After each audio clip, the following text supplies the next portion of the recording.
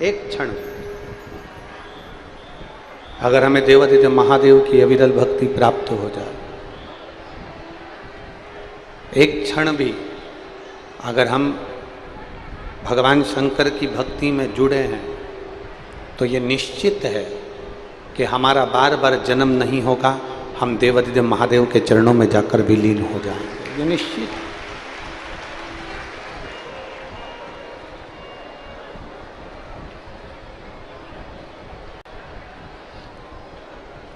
आपसे पूछे मोबाइल पे बात करते हो आप लोग? बोलो तो जम के, करते हो? मोबाइल पे बात कर रहे हो, अपनी सारी बात आप कह रहे हो, सारी बात आप बोल रहे हो, जिससे आप बात कर रहे हो वो आपको दिखाई नहीं दे रहा, वो आपको दिख नहीं रहा। जिससे भी हम फोन पर बात कर रहे हैं, जिससे भी हम मोबाइल पे बात कर रहे हैं, वो दिख नहीं रहा, दिखता नहीं। हाँ, यदि वीडियो कॉलिंग है तो दिख जाएगा, पर यदि वीडियो कॉलिंग नहीं है और आप किसी को फ़ोन लगाए हो, आपने किसी को मोबाइल लगाया, किसी को फ़ोन लगाया, उससे बात कर रहे हो,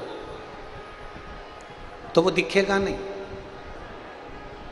वीडियो कॉल करा है तो दिख सकता, पर वीडियो कॉल नहीं है और आप किसी को फ़ोन लगाए हो तो वो दिखने वाला नहीं, वो दिखता नहीं है। भले ना दिखे,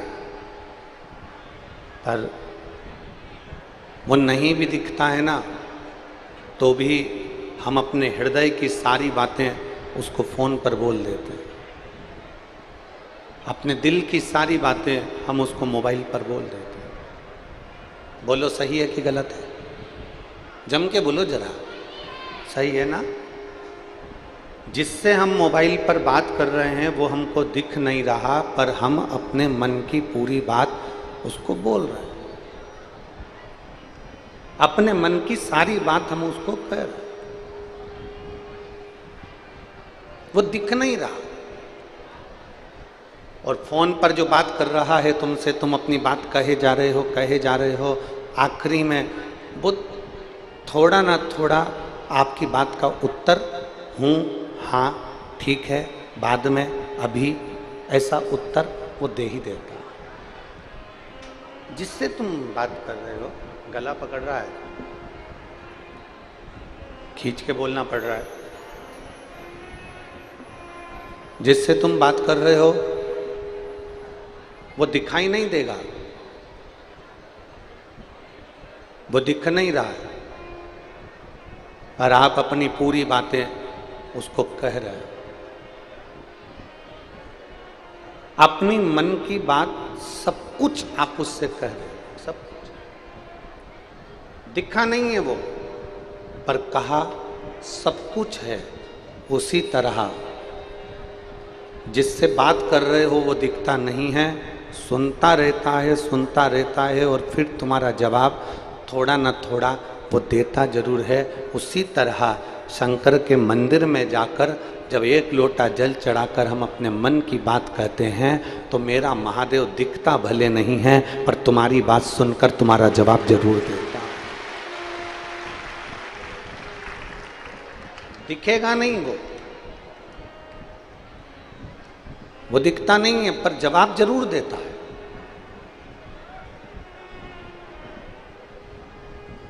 कि खाली ना जाता कोई दर से तुम्हारे, खाली न जाता कोई दर से तुम्हारे, मैं भी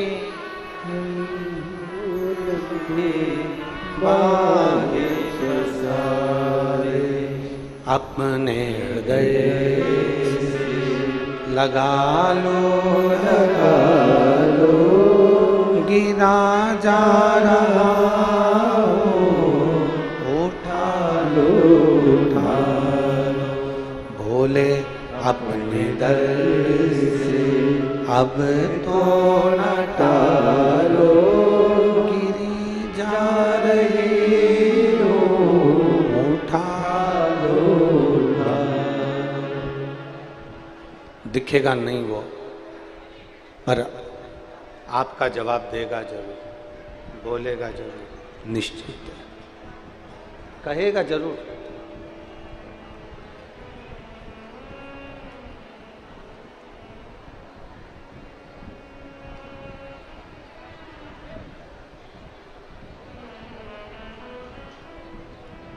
दुनिया के कई लोगों के हृदय में बहुत सारे प्रश्न होते हैं।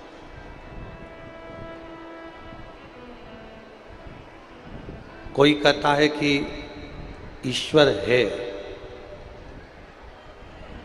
भगवान है, कोई कहता है ईश्वर है ही नहीं, भगवान है ही नहीं।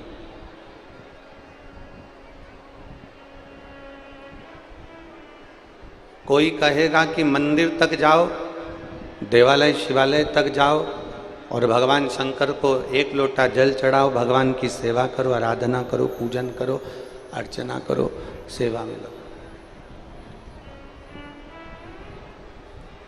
और कोई कोई कहेगा कि आपको मूर्ति पूजन करना ही नहीं। सब लोग मिलेंगे।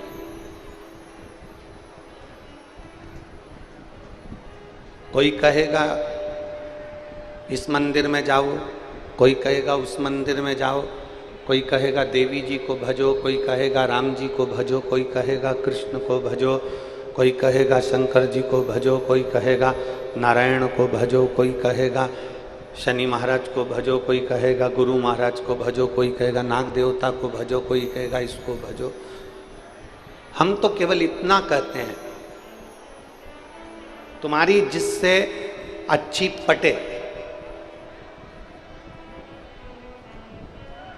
पटे का मतलब है जिससे अच्छी बने।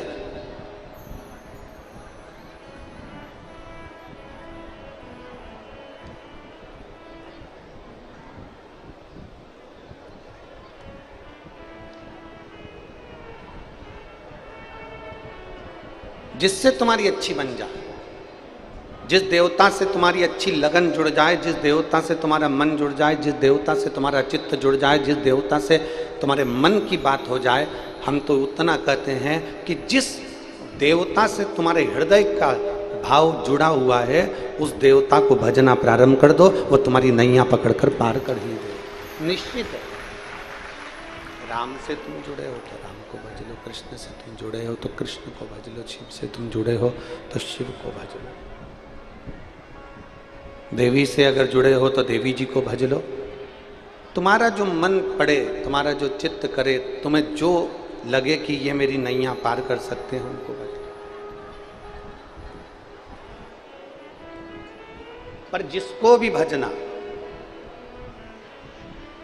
शिव महापुराण की कथा कहती है, जिसको भी भजना पूर्ण समर्पण से भजना, पूर्ण समर्पण।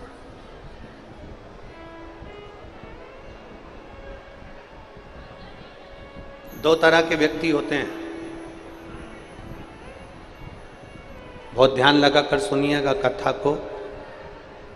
इस तपती हुई धूप में तुम लोग अपने अपने घर से निकल कर आई हो, छाता लेकर, धक्का मुक्की कर कर जहाँ तहाँ जगह निकाल कर बैठ गए हो। तुम लोगों को तो जगह भी मिल गई, पर कई लोग ऐसे हैं जो धूप में छाता लगा लगा कर बैठे हैं। बहुत ध्यान से सुनना। दो तरह के व्यक्ति होते हैं, एक वो जो कहीं नौकरी करता है, सर्विस कर रहा है, और दूसरा वो जिसकी खुद की दुकान है, जिसका खुद का व्यापार है, स्वयं की दुकान, स्वयं का व्यापार, स्वयं की दुकान। ये अमलेश्वर की लाखों की भीड़ में ऐसे व्यक्ति होंगे जो कोई नौकरी वाला भी है तो कोई दुकान वाला भी, कोई सर्विस कर रहा है कोई बिजनेस कर रहा है, दुकान का, दोनों में क्या अंतर है? नौकरी करने वाले में और व्यापार करने वाले में क्या अंतर है? सर्विस करने वाले में और दुकान करने वाले में क्या अंतर है? सर्विस कर रहा है, नौकरी कर रहा है उसमें, और जो दुकान कर रहा है, व्यापार कर रहा है, उसमें क्या अंतर है? शिव महापुराण की कथा कहती है इसमें सबसे बड़ा अंतर यह है कि नौकरी करने वाला, सर्विस करने वाला 5 बजे अगर ऑफिस की छुट्टी होती है तो वो 4 बजे से घड़ी देखना चालू कर देता। कौन? जम के बोलो जरा, जम के। सर्विस वाला। नौकरी वाला 4 बजे से घड़ी देखना चालू कर देता है, 4 बजे से घड़ी को देखना प्रारंभ कर देता है कि मेरी 5 बजे छुट्टी होगी, मुझे 5 बजे ऑफिस से जाना है, 5 बजे मुझे जाना है, 5 बजे मुझे जाना है, 5 बजे मुझे जाना है, 5 बजे मुझे जाना। नौकरी वाला, सर्विस वाला 4 बजे से अपनी घड़ी देखना चालू कर देता है। क्यों? क्या कारण? 4 बजे से वो घड़ी देख रहा, ये नौकरी वाला, सर्विस वाला। और दुकान वाला घड़ी नहीं देखता। रात के 10 बज रहे हैं ना, दुकान मंगल कर रहा है और कोई ग्राहक आकर खड़ा हो गया तो ग्राहक आते से ही वो 10 बजे रात को भी सामान देगा जरूर। अगर 10 बजे रात को भी कोई ग्राहक आ गया तो वो दुकान बंद करते करते करते करते भी अपना सामान जो है वो देगा। नौकरी वाला 4 बजे से घड़ी देखना चालू कर देता है और व्यापार करने वाला जिसकी खुद की दुकान है वो घड़ी नहीं देखता, जाते जाते भी ग्राहक आ जाए तो उसको देकर फिर जाता है। उसका केवल एक कारण है कि नौकरी वाला घड़ी इसलिए बार बार देखता है क्योंकि उसका नौकरी के प्रति पूर्ण समर्पण नहीं है, और दुकान वाला घड़ी इसलिए नहीं देखता क्योंकि वो पूर्ण अपने व्यापार की ओर समर्पित होकर चलता है।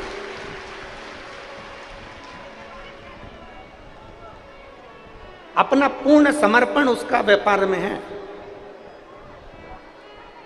मेरा व्यापार मुझे आगे बढ़ाना है, मेरा काम मुझे आगे बढ़ाना है, मेरे व्यापार को मुझे आगे बढ़ाना है, मेरे कार्य को मुझे आगे बढ़ाना है, मेरे काम को मुझे आगे बढ़ाना है। व्यापार वाला सोचता है कि मुझे अपने व्यापार को 4 चांद लगाना है, मुझे मेरे व्यापार को बढ़ाना, तो पूर्ण समर्पित होकर काम करता है। नौकर भले ढिलाई कर दे, नौकर भले काम में कंजूसाई कर दे, पर जिसकी दुकान है वो कंजूसाई नहीं करता, वो खुद नौकर जैसा लग जाएगा और काम करके ही मानेगा, स्वयं लग जाएगा, स्वयं करेगा, स्वयं।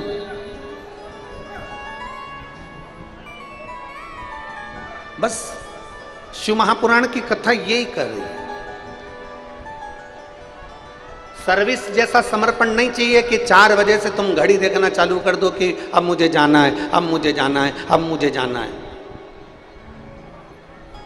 आप में से कई माताएं ऐसी बैठी हैं, कई बहुएं ऐसी बैठी हैं, टीवी पर कथा सुन रहे हैं, कई भाई बहन ऐसे बैठे हुए हैं जो 40 साल की जिनकी उम्र है, 45 साल की उम्र है, और उन्होंने अपने जीवन को सोच लिया अब तो मेरा जिंदगी खत्म हो गई, अब मेरे से बनता नहीं है, अब तो मैं मरने वाला हूँ, अब तो मेरा शरीर बेकार हो गया, अब तो मैं किसी काम का ही नहीं रहा, अब तो मैं परेशान हो गया, अब तो केवल अब अंतिम क्षण 40-45 की उम्र में तुम कह रहे हो कि अब मेरे शरीर से नहीं बनता। 40-45 की उम्र में तुम कह रहे हो कि मेरा शरीर काम नहीं करता। 40-45 की उम्र में तुम कह रहे हो कि अब मैं किसी काम का नहीं रहा। मतलब तुम सर्विस वाले हो, इसलिए तुमने ये विचार कर लिया कि अब मेरा शरीर काम का नहीं है, मैं काम का नहीं हूं, अब मेरा मरने की उम्र हो गई। पर अगर देखना है तो किसी व्यापार वाले को देखो, देखना है तो घर के किसी बुजुर्ग को देखो जो 85 साल का होने के बाद भी रसोई घर में भोजन बनाने के लिए तैयार खड़ा है।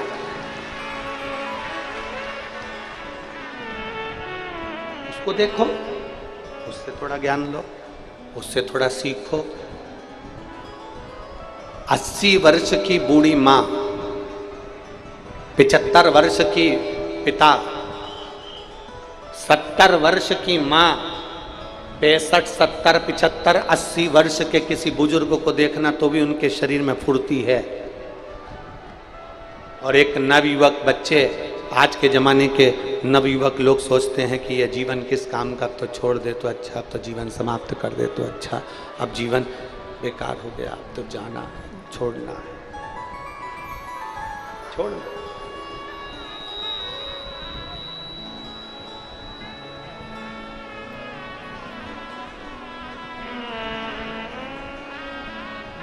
महाराज, अरे देख लिया संसार हमने, देख लिया सब मतलब के यार हमने, देख लिया झूठे नाते झूठे रिश्ते, झूठे नाते झूठे रिश्ते, अरे झूठा है संसार हमने देख लिया सब मतलब के यार हमने देख लिया संसार हमने देख लिया सब मतलब के यार हमने देख लिया। ये संसार सागर में एक सर्विस वाला है, एक दुकान वाला है, सर्विस वाला समय देख रहा है, दुकान वाला समय नहीं देख रहा। वो समय देखता ही नहीं, समय नहीं देख रहा। उसको मालूम है भगवान ने जितनी मुझे जिंदगी दी है, परमात्मा ने मुझे जितना जीवन दिया है, भगवान ने मुझे जितना जीवन दिया है, उस जीवन को मुझे अच्छे से जीना है, बहुत अच्छे से।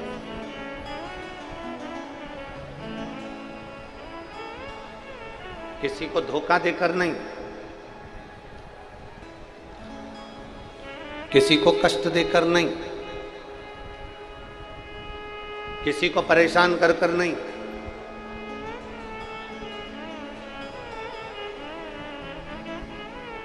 अपनी जिंदगी को जीना है तो लोगों का भला कर कर जीना है। एक कथा आती है,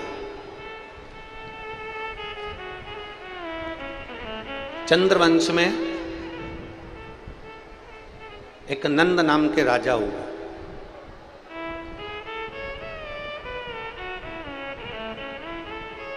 चंद्रवंश में एक नंद नाम के राजा हुए, जिनका एक बेटा था जिसका नाम था धर्मगुप्त। क्या नाम है उसका? जम के बोलो जरा, धर्मगुप्त। फिर से बोलो नाम, धर्मगुप्त। चंद्रवंश के एक राजा थे नंद, जिनका एक बेटा था धर्मगुप्त। नंद राजा का बेटा धर्मगुप्त अपने पिता के बतलाए हुए मार्ग पर चलता था और पिताजी जो कह देते थे वैसा वो करता था, पिता के अनुकूल चलता।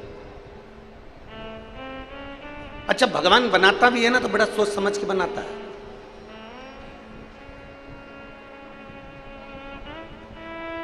ये जितने तुम बैठे हो ना, चाहे तुम हो चाहे हम हो, संसार के जितने मनुष्य हैं ना, इनको बनाने में भगवान ने बहुत मेहनत करी है,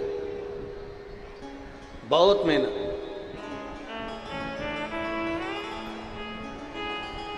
ज्ञानी भी बनाता है ना भगवान तो बड़ी मेहनत से बनाता है, बहुत मेहनत से ज्ञानी पुरुष बनाएगा, ज्ञानी महिला बनाएगा। बहुत ज्ञानी अगर भगवान बना रहा है तो बहुत मेहनत से बनाता है। अच्छा, ज्ञानी किसने बनाया?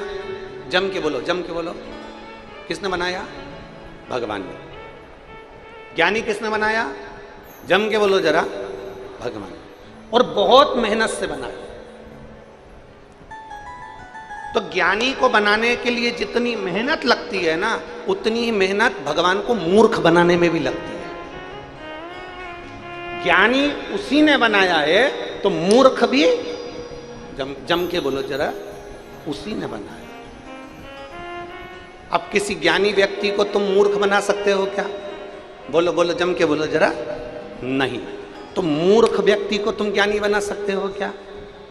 अरे बोलो तो जम के। नहीं, क्योंकि ज्ञानी इतनी मेहनत से उसने बनाया है, तो मूर्ख भी उतनी मेहनत से उसने बनाया। तो किसी मूर्ख को तुम कितना भी ज्ञान दे दो, कितना भी प्रमाण दे दो, तुम कितनी भी अपने शास्त्र और वेद किसी मूर्ख को दिखा दो, तो भी मूर्ख तो मूर्ख ही रहेगा, वो कभी ज्ञानी बन ही नहीं सकता। मूर्ख मूर्ख रहेगा, वो कभी ज्ञानी नहीं हो सकता। और ज्ञानी को कितना भी मूर्ख बना लो, वो मूर्ख नहीं हो सकता, क्योंकि परमात्मा ने ज्ञानी को भी बनाने के लिए मेहनत करी है, तो मूर्ख को बनाने के लिए भी मेहनत करी है। अगर एक विद्वान उसने पैदा करा है तो बड़ी मेहनत से पैदा करा है, और अगर एक मूर्ख पैदा करा है तो उसको भी बड़ी मेहनत से करा, बड़ी मेहनत। अब कई लोग यहाँ पर अपने अपने घरों में कई लोग बात में कह देते हैं, हमारा वो भाई तो ऐसा मूर्ख है, उसको समझा समझा के थक गए। तो क्यों समझा रहे हो? कितनी मेहनत से भगवान ने बनाया है उसको। अगर वो समझने वाला होता तो एक बात में समझ जाता, पर वो नहीं समझा, नहीं समझता।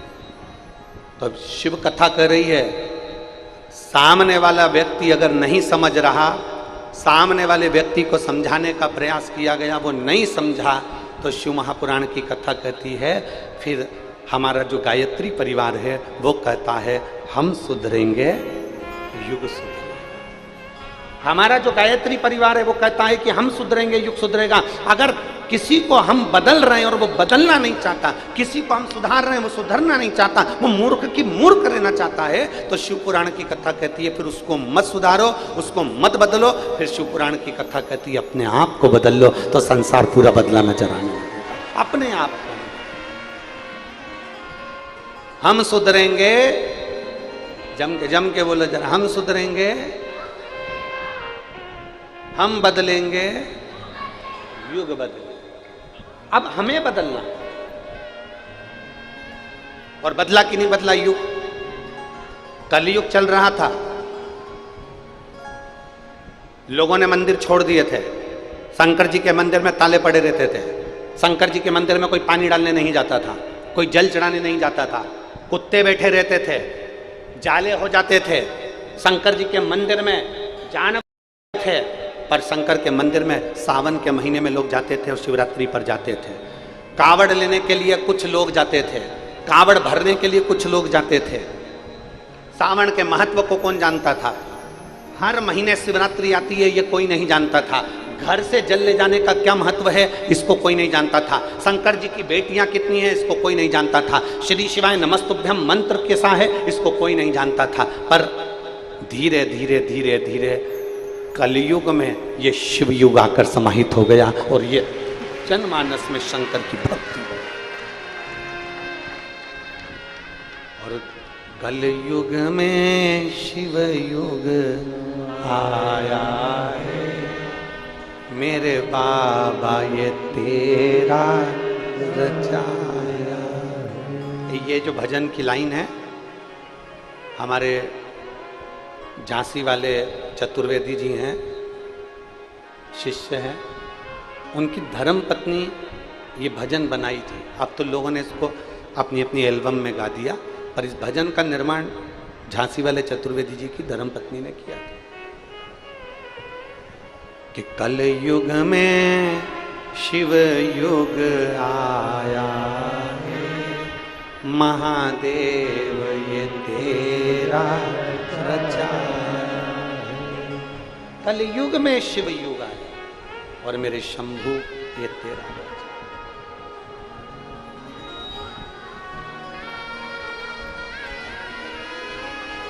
ये उसकी रचना है, ये उसका बनाया गया, ये उसने निर्मित किया।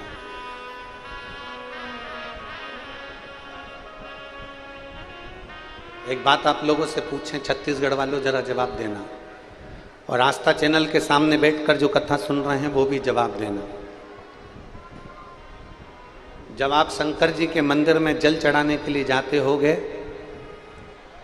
छोटे छोटे बच्चे लोटा लेकर जल चढ़ा रहे होते होंगे, आपका दिल खुश होता होगा कि नहीं होता होगा?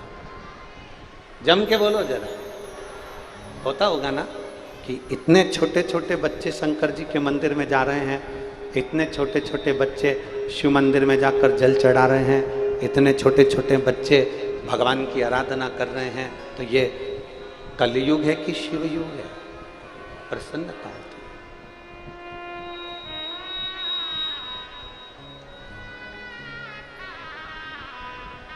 कितनी प्रसन्नता। और फिर निवेदन करूंगा, इस व्यासपीठ के माध्यम से आप सभी से, करोड़ों लोग इस शिव महापुराण की कथा को, अमलेश्वर की कथा को करोड़ों लोग आस्था चैनल पर सुन रहे हैं, करोड़ों लोग। और पूरे अमलेश्वर के भक्त पूरे पंडालों में बैठकर, दुकानों पर, रोडों पर बैठकर कथा सुन रहे हैं। उनसे निवेदन करूंगा, जिस घर के बच्चे के हाथ में शंकर जी को चढ़ाने का लोटा आ गया, जिस घर के बच्चे को आपने मंदिर की सीढ़ी चढ़वा दिया, उस घर का बुजुर्ग कभी वृद्धाश्रम की सीढ़ी नहीं चढ़ेगा, यह पक्का।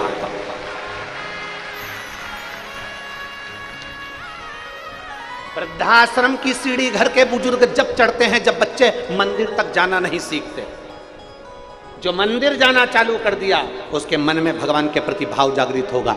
भाव जागृत होगा तो वो अपने माँ बाप को कभी कष्ट नहीं दे सकता, अपने घर के बुजुर्गों को कभी कष्ट नहीं दे सकता। जिसके अंदर संस्कार ही नहीं होगा तो वो कष्ट देगा।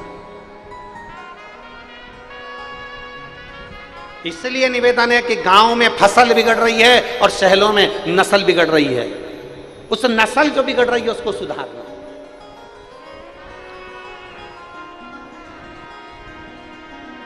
थोड़ा सुधारने का प्रयास कर। चंद्रवंश के राजा नंद के घर में एक बेटे हुए जिनका नाम था धर्मगुप्त। धर्मगुप्त मंदिर, देवालय, शिवालय जाते, आराधना करते, अर्चना करते, पूजन पाठ सब किया करते, सब। चंद्रगुप्त, धर्मगुप्त सब काम करते, भगवान की भक्ति, अविरल भक्ति, भजन, कीर्तन, स्मरण। अब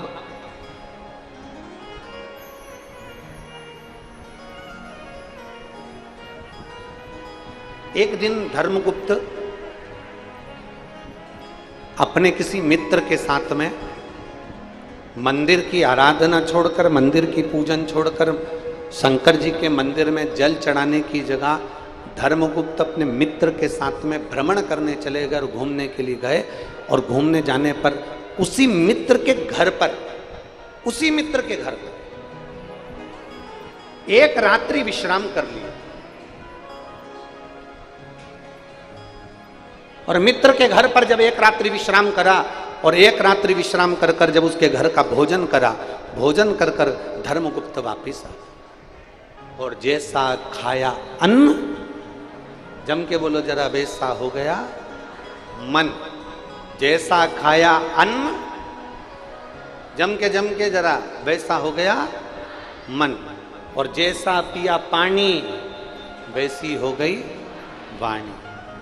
और जैसा पिया दूध, वैसा बन गया बुद्ध। बुद्धि कैसे बनती है? बोलो बोलो जम के, दूध से।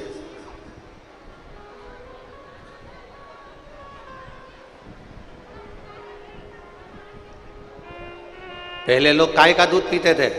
गौ माता का। आज लोग काय का दूध पीते हैं? जम के बोलो जरा, भैंस का।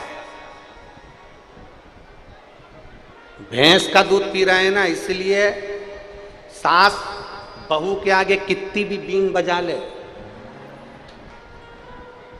और बहू सास के आगे कितनी भी बीन बजा ले, बाप बेटे के आगे कितनी भी बीन बजा ले और बेटा बाप के आगे कितनी भी बीन बजा ले, गुरु चेले के आगे कितनी भी बीन बजा ले और चेला गुरु के आगे कितनी भी बीन बजा ले।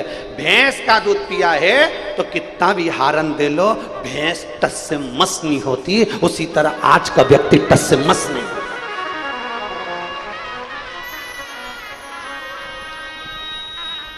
इसलिए अभी भी कुछ नहीं बिगड़ा। अपने अपने घर में एक एक गौ माता की सेवा जरूर करो और घर के अंदर गौ माता जरूर रखो, जरूर रखिए, करो उसे।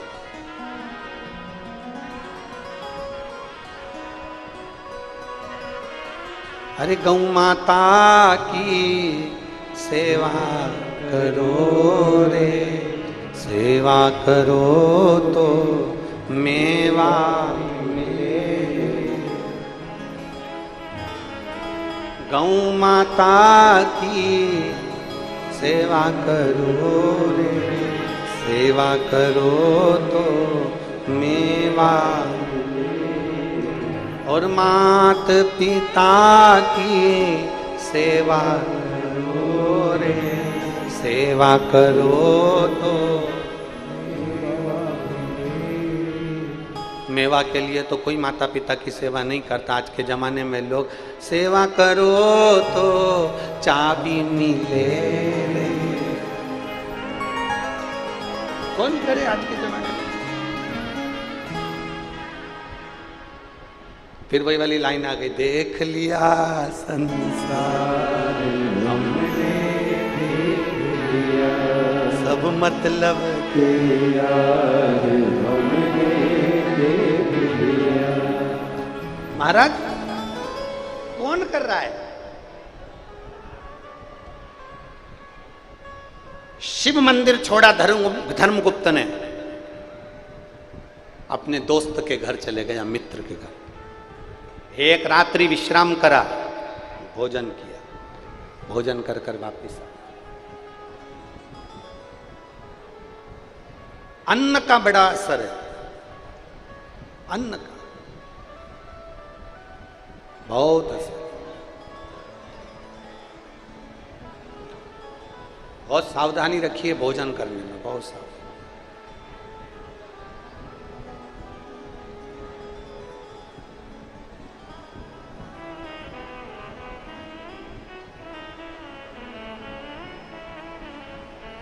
एक बात आप लोगों से कहना चाहेंगे, अच्छी लगे तो स्वीकार कर लेना, नहीं लगे तो खारू गंगा में विसर्जन कर, ठीक है। किसी तीर्थ में जाओ, किसी धाम में जाओ, किसी तीर्थ में किसी धाम में जाओ, गुरु की शरणागति में जाओ, अपने गुरु के दरवाजे पर जाओ, तो भिक्षा मांग लेना कि अन्न क्षेत्र चल रहा है क्या, यहाँ भोजन भंडारा चल रहा है क्या, वहाँ से थोड़ा सा अन्न का भाग मांग कर खा लेना। क्यों? क्योंकि वहाँ जो मिलता है वो भोजन नहीं मिलता, वहाँ तो भोलेनाथ का प्रसाद मिलता है। शिव महापुराण की कथा कहती है, प्रसाद जब हमारे हाथों में आता है तो मात्र उस प्रसाद का स्पर्श, मात्र उस प्रसाद का दर्शन हमारी जिंदगी को संवार दे। मात्र दर्शन, प्रसाद का मात्र दर्शन। कई माताएं कहती हैं, आज हमारा चतुर्थी का व्रत है, हम ये वाला प्रसाद नहीं ले रहे। नहीं, चतुर्थी का व्रत है ना, हाथ में प्रसाद लो, वो प्रसाद तुम्हारे हाथ का स्पर्श करेगा ना, तो कभी जिंदगी में लकवे की बीमारी नहीं आएगी, तेरा हाथ अच्छा के अच्छा बना रहा है। नहीं, आज मेरा तीज का व्रत है, मैं प्रसाद नहीं लूंगी। नहीं, दोनों हाथ पसार के प्रसाद लीजिए, दोनों हाथ पसार के। मंदिर गए हो ना, तुम करोड़पति हो, अरबपति हो, तुम धनपति हो, वैभवपति हो, तुम्हारे पास में सत्तापति हो, चाहे तुम किसी के भी पति हो, जितना भी तुम्हारे पास में वैभव है अपने पास में रखो। मंदिर गए हो, मंदिर में जाकर हाथ जोड़कर पंडित जी से, ब्राह्मण देवता से, गुरुजन से कहो हमें चरणामृत दे दीजिए। हाथ पसार कर लीजिए चरणामृत को, हमें चरणामृत दे दीजिए। किसी पवित्र नदी के तट पर गए हो, उसका आचमन और उसका जल का छींचन लीजिए।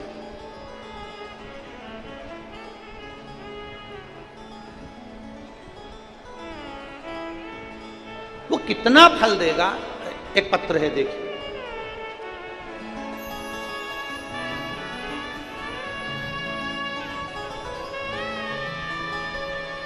शिवानंद साहू,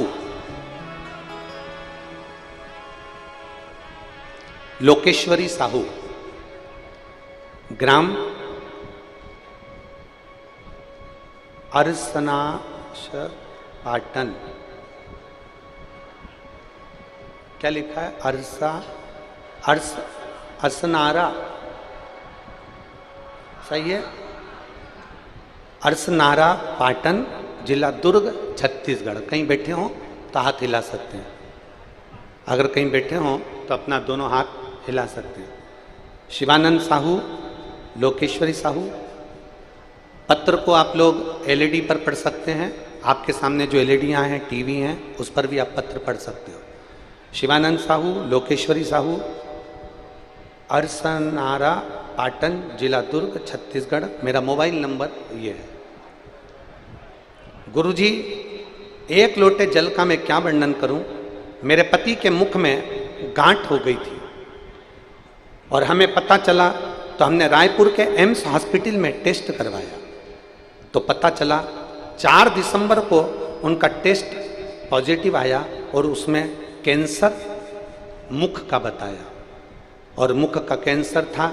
गुरुजी ने अब कैंसर तो बता दिया, इतनी बड़ी बीमारी को सुनकर चिंता तो होती है, टेंशन तो होता है। गुरुजी, तब इतनी बड़ी बीमारी सुनकर आपका जो रात्रि को 9:15 वाला उपाय है, शंकर को जल चढ़ाना और उस जल को लाकर आचमन कराना, वो हमने हमारे पति को कराना प्रारंभ करा।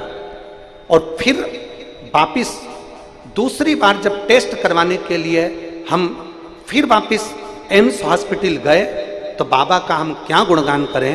डॉक्टर ने देखते से ही कह दिया कि गठान गल गई है और कैंसर नहीं है। यह शिव तत्व है जिसकी रिपोर्ट मैं अपने इस के साथ लगा रही हूं। पूरी रिपोर्ट लगा कर दी है। प्रथम कैंसर की रिपोर्ट, कैंसर बताया गया, फिर दूसरी रिपोर्ट में कैंसर नील आया। ये अगर कहीं बैठे हों तो हाथ हिला सकते हैं और आ सकते हैं एक बेलपत्र लेने के लिए, आप आमंत्रित हैं। शिवानंद साहू, लोकेश्वरी साहू, अरसनारा पाटन, जिला दुर्ग, छत्तीसगढ़। मेरा मोबाइल नंबर ये शिव तत्व है, ओघड़ी है शंभु। अब इसमें कोई सियोर वाला महाराज नहीं आया, इसमें ना कोई ने भभूति दी, ना बेल दी, ना नरियल दिया, ना कुछ दिया। यहां तो तुम्हारा विश्वास काम आया कि तुम भगवान शंकर के मंदिर जाना प्रारंभ कर दिए, अपने दिल की बात अपने महादेव से कहना प्रारंभ कर दिए, तो महादेव ने आपके दिल की बात को सुनकर मेरे देव अधिदेव महादेव ने बड़ी से बड़ी बीमारी को भी समाप्त कर दिया। ये शिव तत्व है, यो घड़ी तत्व है।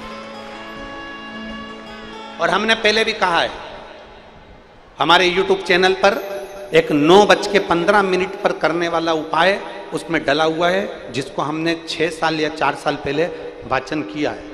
4 साल पहले हमने बताया था कि रात्रि को 9:15 पर शंकर जी को चढ़ाया गया जल बेलपत्र एक ऐसी औषधि निर्मित कर देती है जिससे बड़ी से बड़ी बीमारी भी एक ना एक दिन समाप्त हो जाती है, चाहे वो किडनी से जुड़ी हो, चाहे लीवर से जुड़ी हो, चाहे कैंसर से जुड़ी हो। उसका तत्व ही है।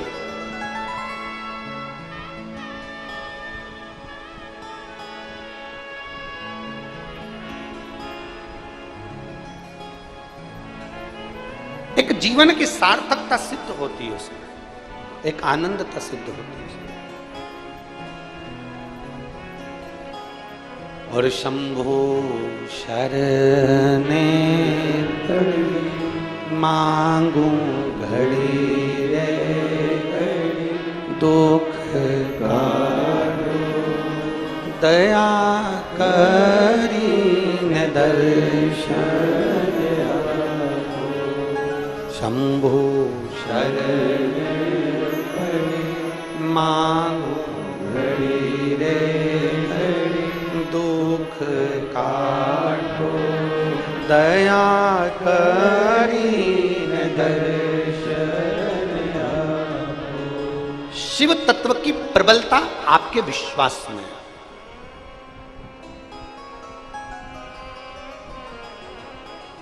आपके दुख के समय पर, आपकी तकलीफ के समय पर आपके कष्ट के समय पर सीहोर वाला महाराज सीहोर छोड़कर नहीं आएगा। याद रखना, बहुत अच्छे से समझ लेना। और केवल सीहोर वाला महाराज ही नहीं, दुनिया का कोई महाराज, दुनिया का कोई बाबा, दुनिया का कोई महात्मा तुम्हारी दुख की घड़ी में तुम्हारे साथ नहीं खड़ा होगा। पर इतना याद रखना, महाराज भले खड़ा ना हो, बाबा भले खड़ा ना हो, पर मेरा भोला बाबा तो तुम्हारी दुख की घड़ी में जरूर खड़ा होगा, निश्चित है। मेरा भोलेनाथ तुम्हारी दुख की घड़ी में खड़ा है, मेरा शंभुनाथ तुम्हारी दुख की घड़ी में खड़ा है। और अंत समय प्रभु देखो, ये लाइन को हम अकेले नहीं गाएंगे, तुम भी जितने पंडाल वाले, सारे पंडाल वाले बोलो, अंत समय वचन निभाना पड़े, आए ना आए प्रभु कुटुंब कबीरा, अंत समय प्रभु आना पड़ेगा, वचन दिया तो निभाना पड़ेगा, अंत समय प्रभु आना पड़ेगा। कोई नहीं आएगा, अंतिम बिंदु में कोई नहीं आएगा। तुम्हारा 50 लाख का कर्जा हो जाए, तुम एक एक रिश्तेदार के हाथ पैर जोड़कर देख लेना, हम देखें कौन तुम्हारा 50 लाख का कर्जा चुका सकता है। कितनी बड़ी बीमारी तुम्हारे शरीर में आ जाए, लोग दवाई करा देंगे, अच्छे हॉस्पिटल में पहुंचा देंगे, पर कौन होगा जो उस दर्द को सहन करेगा, उस कष्ट को सहन करेगा? तुम्हारा कष्ट तुम्हें सहना है, तुम्हारा दर्द तुम्हें सहना है।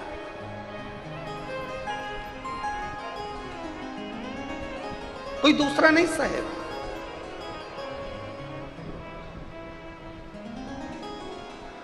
अपने कष्ट को अपने को सहना, अपने दर्द को अपने को सहना।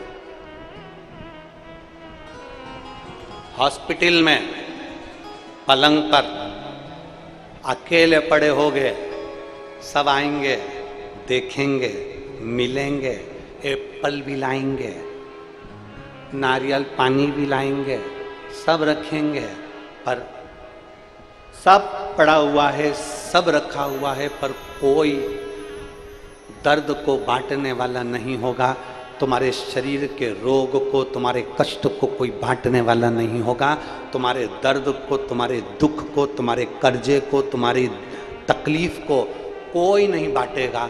बस केवल तुमने जो शंकर भगवान को एक लोटा जल चढ़ाया है, वो देवाधिदेव महादेव नंदी लेकर आएगा और तुम्हारे दुख को काट कर जाएगा।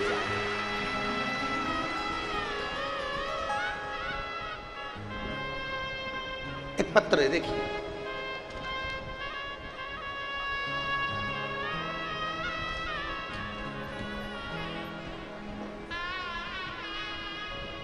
मैं अन्नू मिश्रा, पत्नी श्री अवनीश मिश्रा, जिला मैनपुरी, उत्तर प्रदेश से यहाँ आई हूँ। उत्तर प्रदेश की रहने वाली हूँ, मैनपुरी की। मैं अन्नू मिश्रा, पत्नी श्री अवनीश मिश्रा, मैं जिला मैनपुरी, उत्तर प्रदेश की रहने वाली हूँ। कहीं बैठी हैं? हाथ हिलाइएगा। आप ही हैं? श्री शिवाय नमस्तुभ्यं। एक बार वापिस हाथ हिला दो। मैं अन्नू मिश्रा, पत्नी श्री अवनीश मिश्रा, जिला मैनपुरी, उत्तर प्रदेश की रहने वाली हूँ। मैं भोलेनाथ का क्या वर्णन करूँ? बेटी आई है क्या साथ में? आई है? लिया आओ इसको, लिया, लेके आ जाओ इसको। मैं उत्तर प्रदेश से आई हूँ गुरुदेव। मैं अन्नू मिश्रा, पत्नी अवनीश मिश्रा, जिला मैनपुरी, उत्तर प्रदेश की रहने वाली हूँ। पत्र को आप लोग हमारे साथ में एलईडीओं पर, टीवी पर पढ़ सकते हैं। जिला मैनपुरी, उत्तर प्रदेश की रहने वाली हूँ। भोलेनाथ की कृपा का मैं क्या वर्णन करूँ गुरुदेव। मेरी बेटी संध्या मिश्रा, उम्र 6 वर्ष है, जो ठीक प्रकार से बोल नहीं पाती थी, और उसके सिर के पिछले भाग में एक गठान हो गई थी, जिसका इलाज हमने कानपुर के हॉस्पिटल में कराया। जहाँ डॉक्टर ने बताया कि इसका ऑपरेशन करना पड़ेगा। फिर इसको हमने भोपाल में अच्छे से अच्छे हॉस्पिटल में दिखाया, वहाँ भी डॉक्टर ने बताया कि इसका ऑपरेशन कराना पड़ेगा। गुरुदेव, हमने आपकी कथा में सुना था कि रुद्राक्ष का जल देने से बड़ी से बड़ी बीमारी ठीक हो जाती है। गुरुदेव, हम सीहोर से रुद्राक्ष लेकर आए और रुद्राक्ष का जल बेटी को पिलाना प्रारंभ किया और लगाना प्रारंभ किया। गुरुदेव, भोले बाबा का हम क्या वर्णन करें। आज मेरी बेटी के सिर की गांठ पूरी तरह से समाप्त हो गई है और मेरी बेटी 90% बोलने लगी है। मैं बाबा को यहाँ नमन करने के लिए उत्तर प्रदेश से आई हूँ। गुरुदेव, आप कहते हो कि पंडाल में बैठकर कथा सुनना चाहिए, बाबा सुनता है। गुरुदेव, 5 पंडाल का मैंने अनुभव बता रही हूँ। प्रथम मैंने अपनी बेटी के लिए कानपुर के पंडाल में कथा सुनी, दूसरा मैंने मैनपुरी के पंडाल में कथा सुनी, तीसरा मैंने कुरुद धमतरी के पंडाल में कथा सुनी और चौथी कथा मैं अमलेश्वर के पंडाल में सुन रही हूँ। मेरे बाबा की कृपा से आज मेरी बेटी पूर्ण तरह से ठीक है। ये शिव तत्व है, ये ओघड़ी है, शंभु।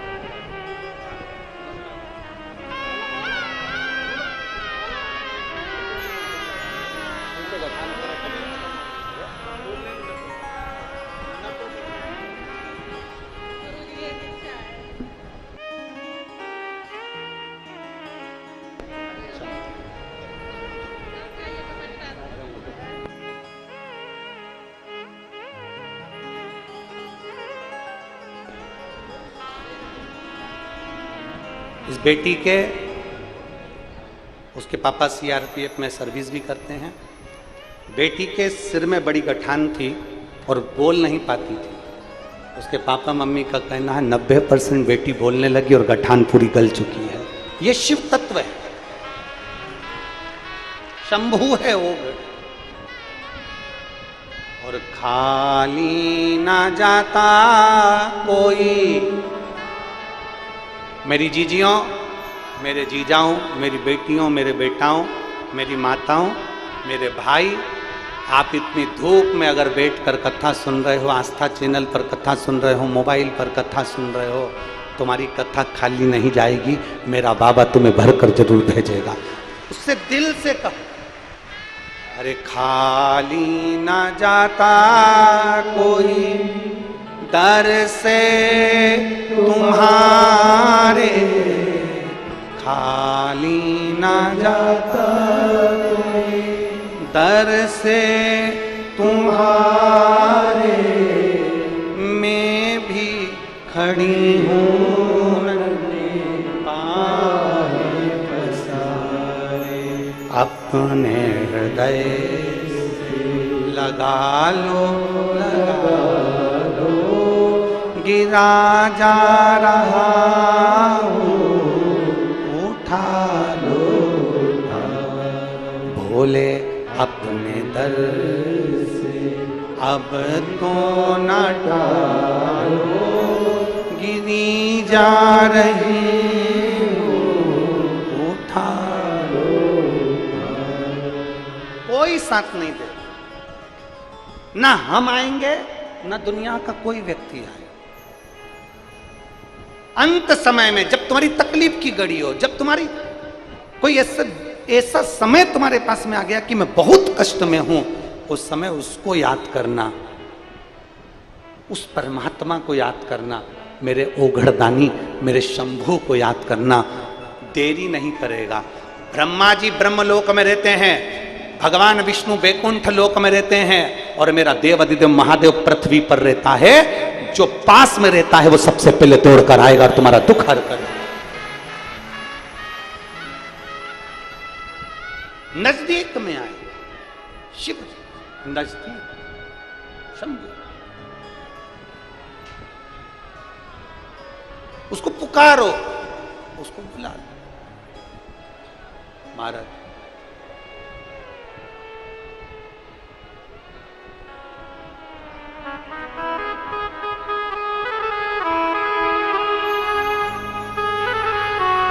उसको जितना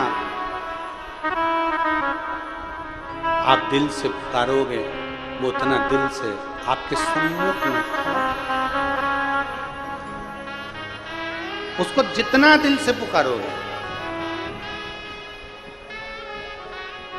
और आप हृदय से जब उसको आमंत्रित करोगे तो वो आएगा, पहुंचेगा जरूर, दुख हरेगा जरूर। धर्मगुप्त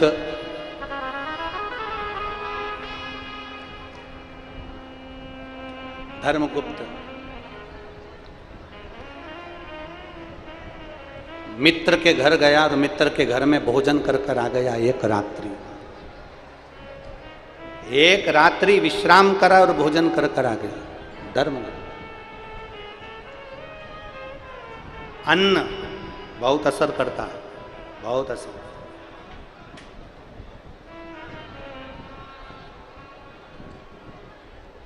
आप लोगों में से रात्रि के समय पर कोई इस पंडाल में आए हो? जम के बोलो जरा, हाथ उठाओ, कौन कौन आया रात्रि को पंडाल में? आए हो आप लोग? दिन का नज़ारा आप लोग अपनी आंखों से देख लेते हो, कथा हो रही है, सब आराम से बैठे हैं, आनंद ले रहे हैं, कथा सुन रहे हैं। कभी बन सके ना, ए रायपुर वालों, दुर्ग वालों, अमलेश्वर वालों, बन सके तो कभी रात्रि के समय पर आकर इस पंडाल का नजारा देखना। सब अपनी मस्ती में शंकर को याद कर कर पुकारते हुए, गाते हुए भजन में डूबे मिले। कभी रात्रि का नजारा देखा।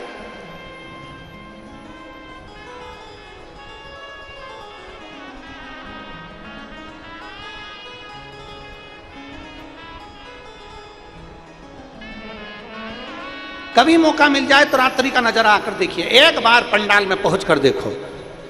बांटने वाले पानी बांट रहे होंगे, बांटने वाले बिस्कुट बांट रहे होंगे। रात्रि के समय पर कोई घर से पोहा बना कर लाएगा, कोई भोजन बना कर लाएगा, सबको बांट रहे होंगे और लोग भजन में डूब कर नाच रहे होंगे, कूद रहे होंगे, भगवान शंकर को याद कर रहे होंगे। कुंभ में 12 साल में कुंभ का नजारा एक बार देखने को मिलता है। कुंभ का नजारा एक बार दर्शन करने को मिलता है। और शिव महापुराण का ये कुंभ ऐसा कुंभ है जो हर 7 दिन में नजारा दर्शन करने को मिलता है। इसका आनंद लीजिए, इसका आनंद।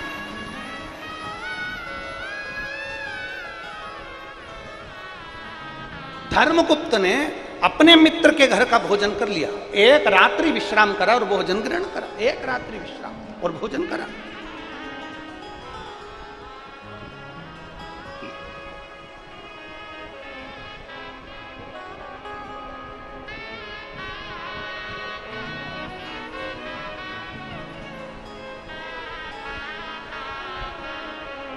और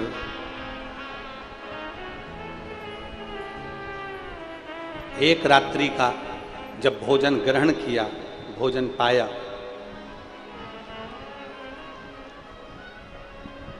भोजन किया, बुद्धि में जिस दोस्त के घर का भोजन करा था, जिस मित्र के घर का भोजन करा था, वो मित्र जिसके घर का भोजन किया है, जिसके यहाँ का भोजन किया है, वो मित्र धोखेबाज था।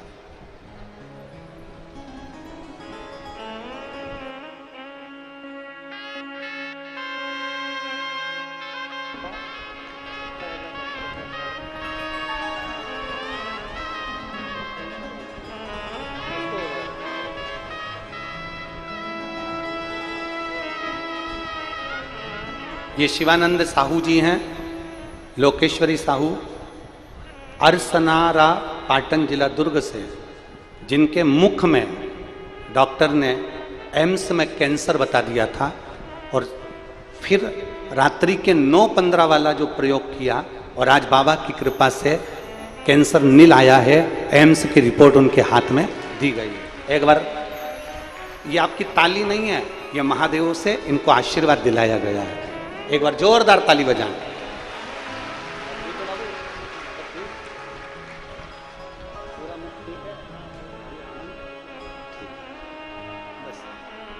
मती बेटा, अब तो अच्छा हो गया, अब तो बाबा ने सुन लिया, और क्या चाहिए, ठीक है ना पूरा।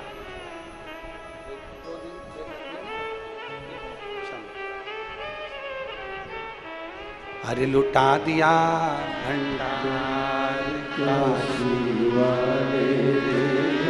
कर दिया मारा अपने भीतर एक धर्मगुप्त एक रात्रि को विश्राम करके मित्र के घर का भोजन कर कर आ गए। एक रात एलईडियां चालू करो ना भाई, एलईडी चालू क्यों नहीं, एलईडी नहीं चालू है तो दूसरी लाइट लगवा, एलईडियां चालू करो, लोग परेशान हो रहे हैं।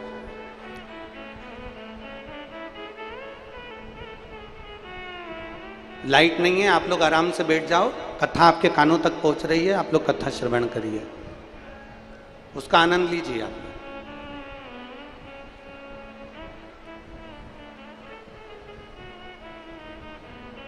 धर्मगुप्त ने अपने मित्र के घर का भोजन किया, मित्र के घर का।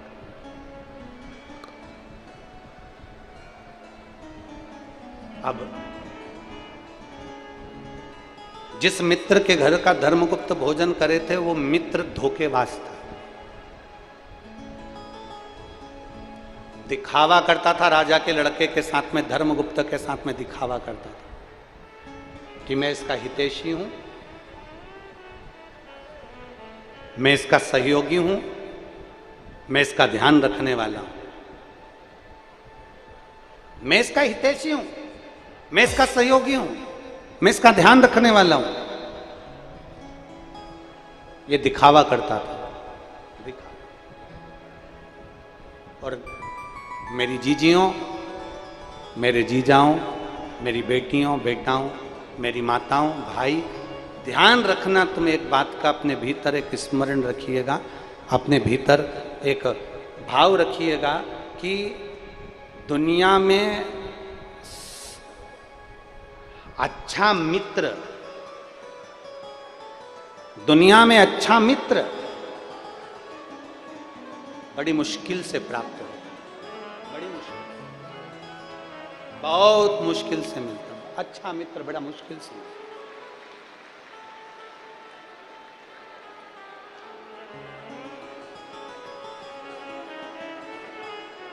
दुनिया में अच्छे मित्र बड़ी मुश्किल से प्राप्त होते, और जिस दिन देवादिदेव महादेव की कृपा से तुमको अच्छा मित्र मिल जाए, जिस दिन शिव जी की कृपा से तुमको कोई अच्छा मित्र प्राप्त हो जाए, समझ लेना कि भगवान देवादिदेव महादेव ही खुद उतर कर तुम्हारा साथ देने के लिए तुम्हारे पास में आए। अच्छा मिल जाए तो।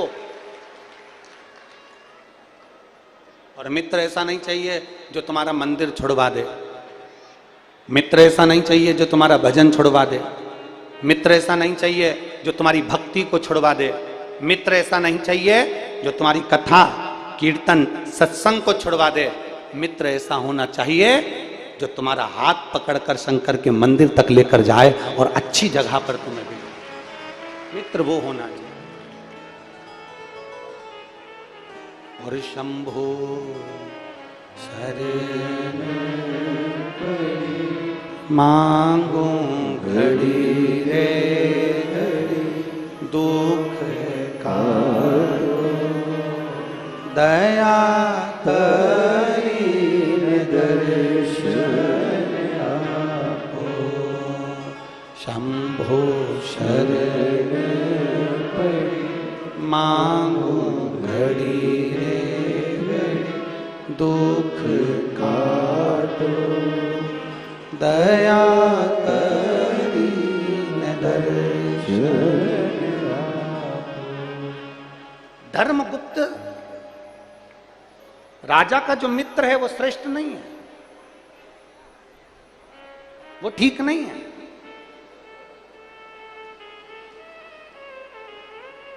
उसकी श्रेष्ठता नहीं। ऐसा मित्र से पाला पड़ गया, ऐसे मित्र के घर का भोजन किया उसने, ऐसा भोजन उसने ग्रहण किया अपने मित्र के घर का कि उसकी बुद्धि भी धोखा देने के लिए जागरूक हो गई।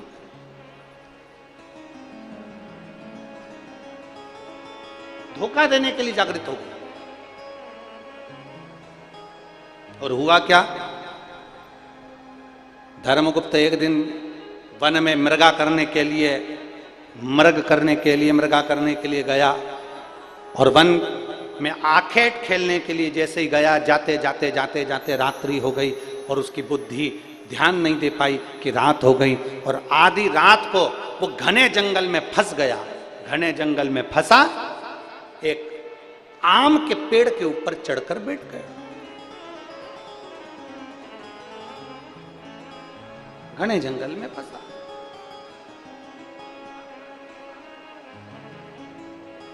आम के वृक्ष के ऊपर चढ़ के बैठा है धर्मगुप्त।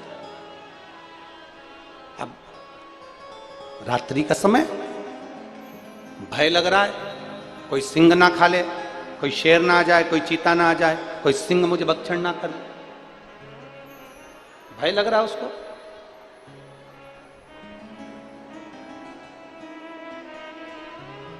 अब करे तो करे क्या?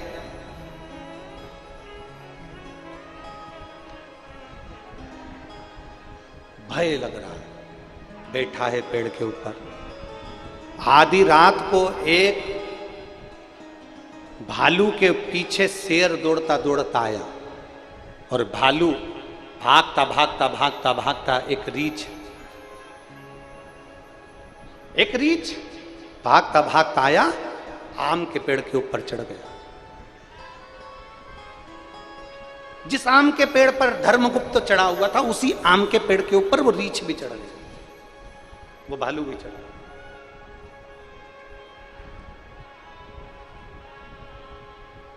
अब धर्मगुप्त को गुस्सा आया। धर्मगुप्त ने तुरंत धनुष और बाण उठाया और रीछ को मारने के लिए जागरूक हुआ। इतने में रीछ बोला, मुझे मत मारो, देखो मेरे पीछे शेर पड़ा हुआ है, सिंह मेरे पीछे पड़ा है, ये शेर मुझे खा जाएगा, तुम चिंता मत करो, मैं तुम्हारा साथ दूंगा, मैं तुम्हें नहीं खाऊंगा। रीछ कहता, मैं तुम्हें परेशान नहीं करूंगा। ठीक है, मैं भी इस पेड़ पर रहता हूं और तुम भी इस पेड़ पर रहो, मैं भी आम के पेड़ पर चढ़ा हूं, तुम भी आम के पेड़ पर चढ़े रहो, नीचे शेर है, आप और मैं दोनों मिलकर इस शेर को भगा देंगे, तुम चिंता मत करो, सो। अब रीछ ने कहा, एक काम करो, तुम पहले सो जाओ, फिर मैं सो जाऊंगा, तुम जाग जाना। शेर नीचे है, अपन एक दूसरे का ध्यान रखेंगे। अब थोड़ी देर बाद राजा ने कहा, तू मुझे खा तो नहीं जाएगा? रीछ ने सौगंध खाली मैं नहीं खाऊंगा, तुम सो। राजा सो गया। धर्मगुप्त जैसे ही सोया, आधी रात को धर्मगुप्त की नेत्र खुले। खुलते से ही अब उसने रीछ से कहा, रीछ तुम सो जाओ। जब राजा सोया, धर्मगुप्त जैसे ही सोया, तो नीचे जो शेर था, शेर ने रीछ से कहा, फेंक दे राजा को नीचे। रीछ कहता, नहीं, मैंने इसको वचन दिया है, मैं नीचे नहीं फेंक सकता, मैं इसको धोखा नहीं दे सकता, मैं तेरे सामने इस राजा को नहीं फेंकूंगा। सो गया। राजा सो रहा है, रीछ जाग रहा। आधी रात को राजा उठ गया, रीछ सो गया। रीछ से कब तुम सो जाओ? रीछ सोया। नीचे से शेर ने राजा से कहा, धर्मगुप्त, राजा फेंक दे इस रीछ को नीचे, सो रहा है ये, फेंक दे नीचे, इस रीछ को नीचे फेंक दे राजा, मेरी बात मान ले, नहीं तो बाद में तुझे खा जाऊंगा। इतने में तो राजा ने तुरंत धक्का देकर रीछ को नीचे फेंकने वाला था। इतनी देर में उस रीछ ने एक आम की डाली को पकड़ लिया, और पकड़कर रीछ उस आम की डाली को पकड़कर बच गया। और राजा से उस रीछ ने कहा कि धन्य है रे राजा, देख मैंने तुझे धोखा नहीं दिया, जानवर होकर, पशु होकर, जीव जंतु होकर मैंने तुझे धोखा नहीं दिया, पर राजा तूने मुझे धोखा दिया, तूने मुझे धोखा दिया। राजन, मैं अंगिरा मैं तेरी परीक्षा लेने के लिए आया था। आज मैं तुझे श्राप देता हूं राजन, पृथ्वी पर तू पागल बनकर जन्म लेगा। अगला जन्म जो तेरा होगा तू पागल बनकर जन्मेगा। राजा हाथ जोड़कर कहता है मुझे क्षमा कर दो, गलती। अंगिरा जी कहते हैं अगर मनुष्य का शरीर मिला है, मानव की देह मिली है, मानव का शरीर मिला है, तो इतना याद रखना कि किसी को धोखा मत देना जिंदगी में। अगर धोखा दिया है तो किसी पागल खाने में जाकर पागल को देख लेना और अगला नंबर अपना भी लिख लेना कि अगला नंबर इस पागल की गिनती में हमारा भी होने वाला है, क्योंकि हमने धोखा दिया है। किसी को धोखा मत। जरा सी प्रॉपर्टी के चक्कर में, जरा से धन के चक्कर में, जरा सी सत्ता के चक्कर में, जरा से वैभव के चक्कर में, जरा सा नाम के चक्कर में हम एक दूसरे को धोखा देने के लिए तैयार बैठे हैं। जरा सी कुर्सी के चक्कर में हम एक दूसरे को लात मारने के लिए तैयार बैठे हैं। जरा सी प्रॉपर्टी के चक्कर में हम भाई भाई को नुकसान पहुंचाने के लिए तैयार बैठे हैं। और ईमानदारी से बोलो, अच्छे से अच्छे सूरमा शमशान में राख का ढेर बन गए।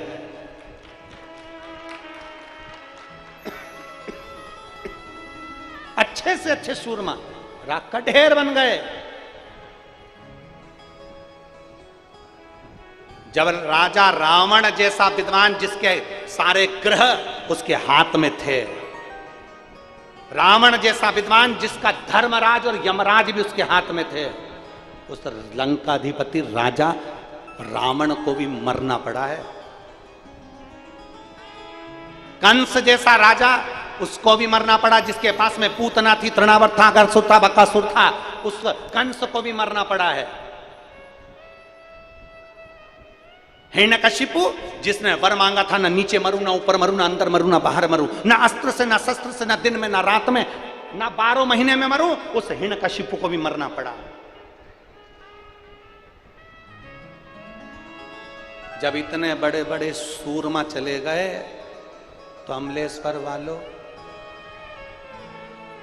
आप और हम कहां के सूरमा हैं? जाना सबको है, पहुंचना सबको है। एक दिन राख का ढेर सबको बनना है। और 40 लाख की गाड़ी में बैठने वाला एक दिन 40 रुपए के लोटे में भर के गंगा जी चले जाएगा। 40 लाख की गाड़ी में घूमने वाला भी एक दिन 40 रुपए के लोटे में भराकर हरिद्वार चले जाएगा, प्रयागराज चले जाएगा, 40 रुपए के लोटे में। इसलिए ना तो गाड़ी की अकड़ रखो, ना कुर्सी की अकड़ रखो, ना सत्ता की अकड़ रखो, ना अभिमतता रखो कि मैं ये तो मैं वो। तुम कुछ भी होगे अपने गांव के और अपने नगर के और अपने मोहल्ले के, उसके दरवाजे के कुछ नहीं हो। जितना भजन करोगे उतना उसके करीब में जाओगे, अन्यथा उससे दूर चले। और मत बुरे कर्म कर बंदे, वरना पछताएगा। भगवान की आंखों से तू बच नहीं पाएगा, बच नहीं पाएगा। अरे ओ अज्ञानी मत कर नादानी, अरे ओ अज्ञानी मत कर नादानी। समझो जरा। कई माताएं कह देती हैं अकड़ अकड़ में, वो तो मैं जिंदा हूं इसलिए घर चल रहा है, जिस दिन मैं मर गई ना आटे दाल का भाव मालूम पड़ जाएगा। तो बुढ़िया सके तो मर जा, मर के तो देखो। कई लोग कहते हैं मैं दुकान चला रहा हूं, कोई कहता है मैं घर चला रहा हूं, कोई कहता है मैं ये कर रहा हूं। अरे तुम होते तो भी होगा और नहीं होगे तो भी होगा।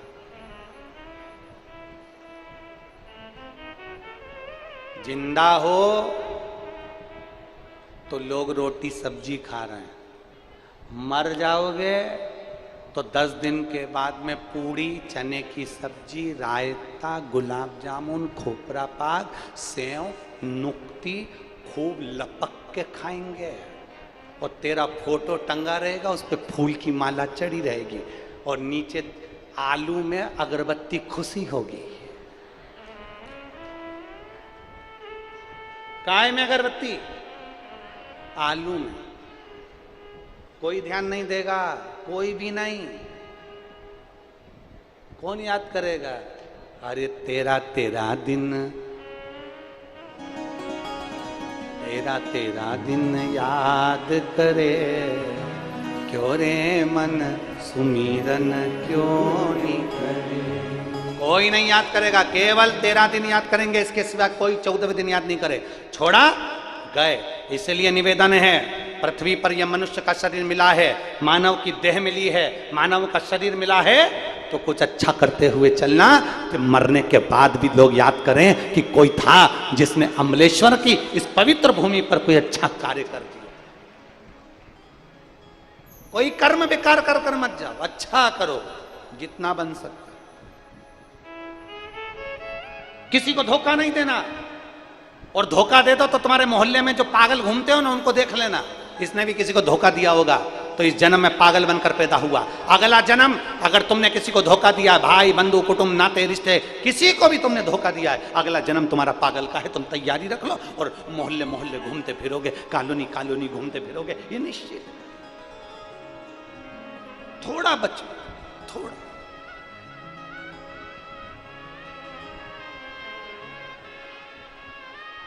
इसलिए अरे जितना जिसके भाग्य में होता,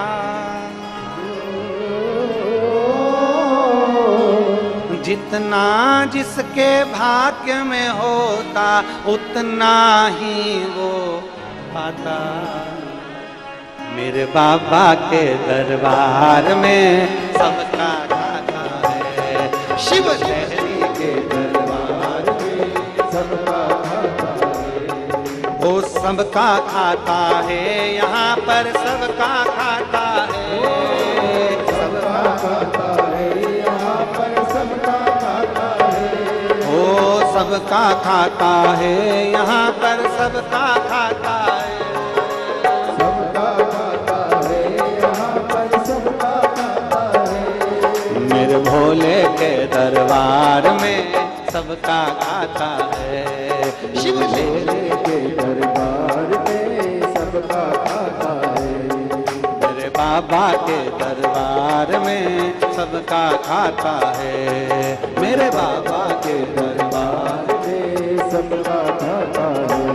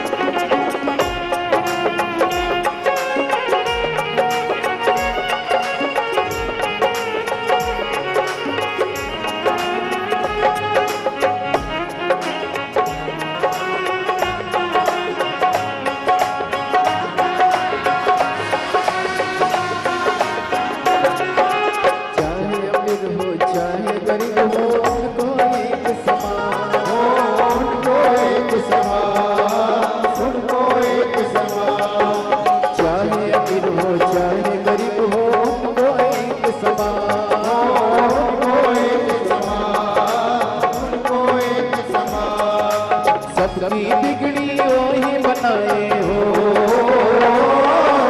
सबकी बिगड़ी वही बनाए हम सबके भगवान।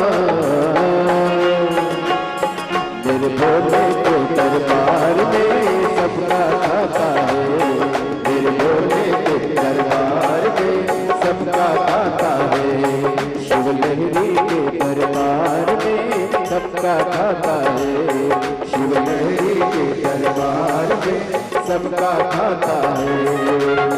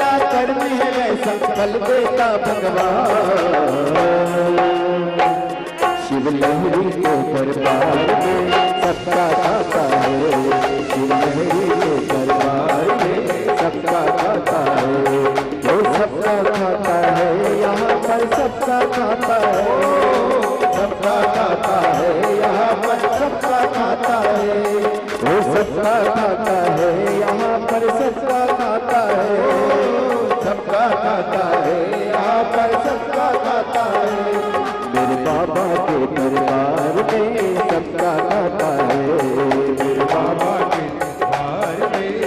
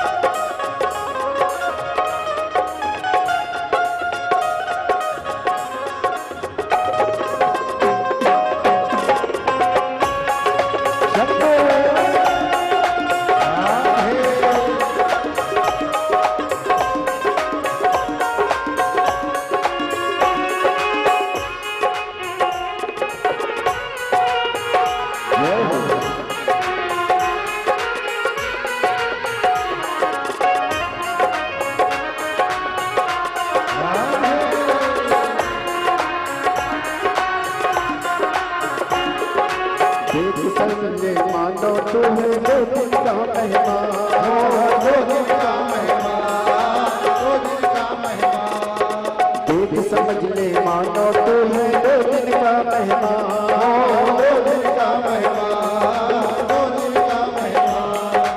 कितने आकर चले गए हैं हो,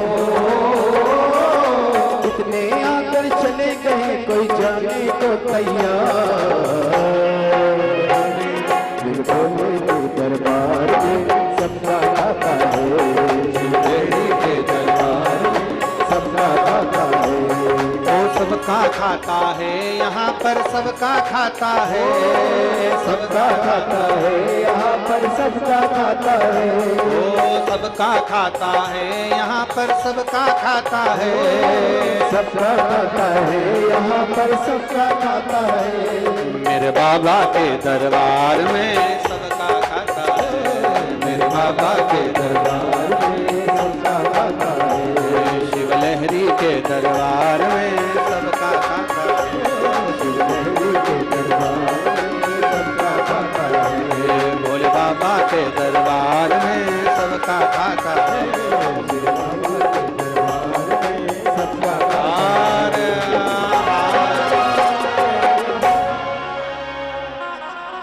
अपने स्थान पर बैठकर भगवान देवाधिदेव महादेव से अपने मन की बात बड़े भाव के साथ दिल से बाबा को प्रार्थना करो। जब दिल से बाबा से कहोगे तो वो दिल से सुनेगा। बड़े भाव से कहिए।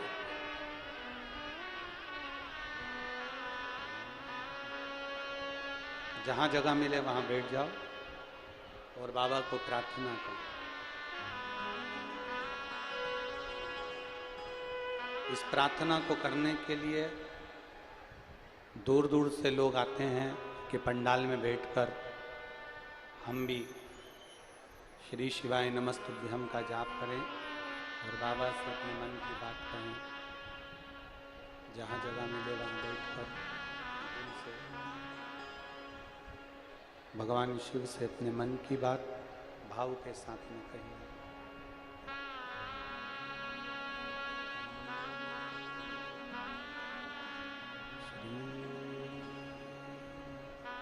शिवाय नमस्तुभ्यं, श्री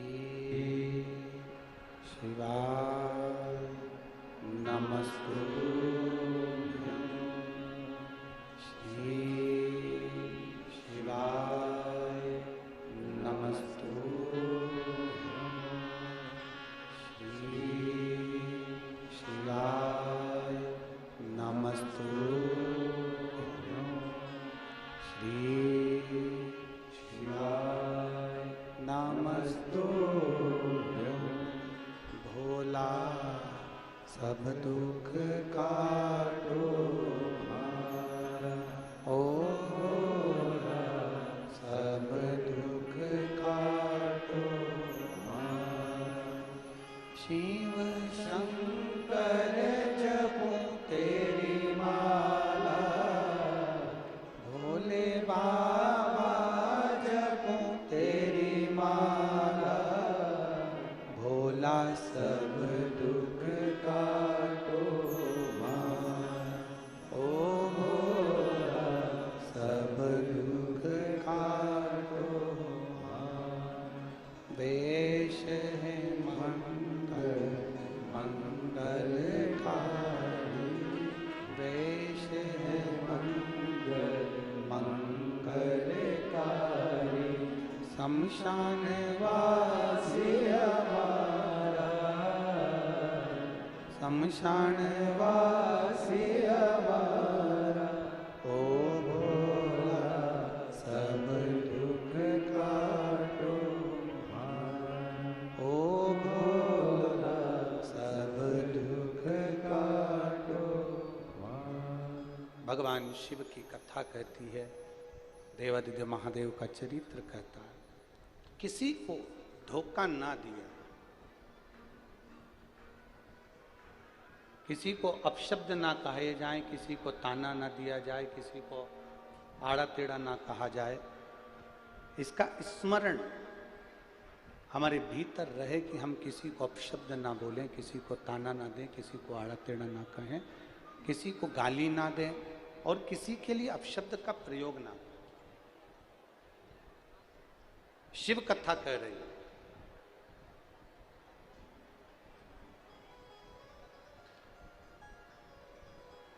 पार्वती जी का विवाह भगवान शिव जी के साथ हुआ।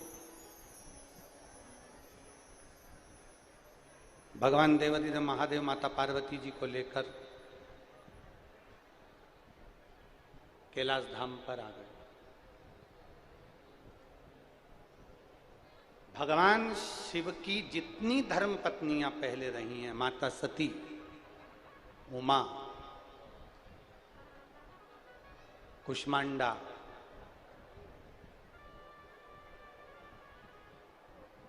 कालरात्रि, स्कंदा, जितनी भी, उन सारी देवियों ने जितना संघर्ष नहीं करा उससे ज्यादा संघर्ष माता पार्वती जी ने किया। जितनी परीक्षा माता पार्वती जी ने दी है उतनी परीक्षा किसी देवी ने नहीं दी, जितनी परीक्षा माता पार्वती।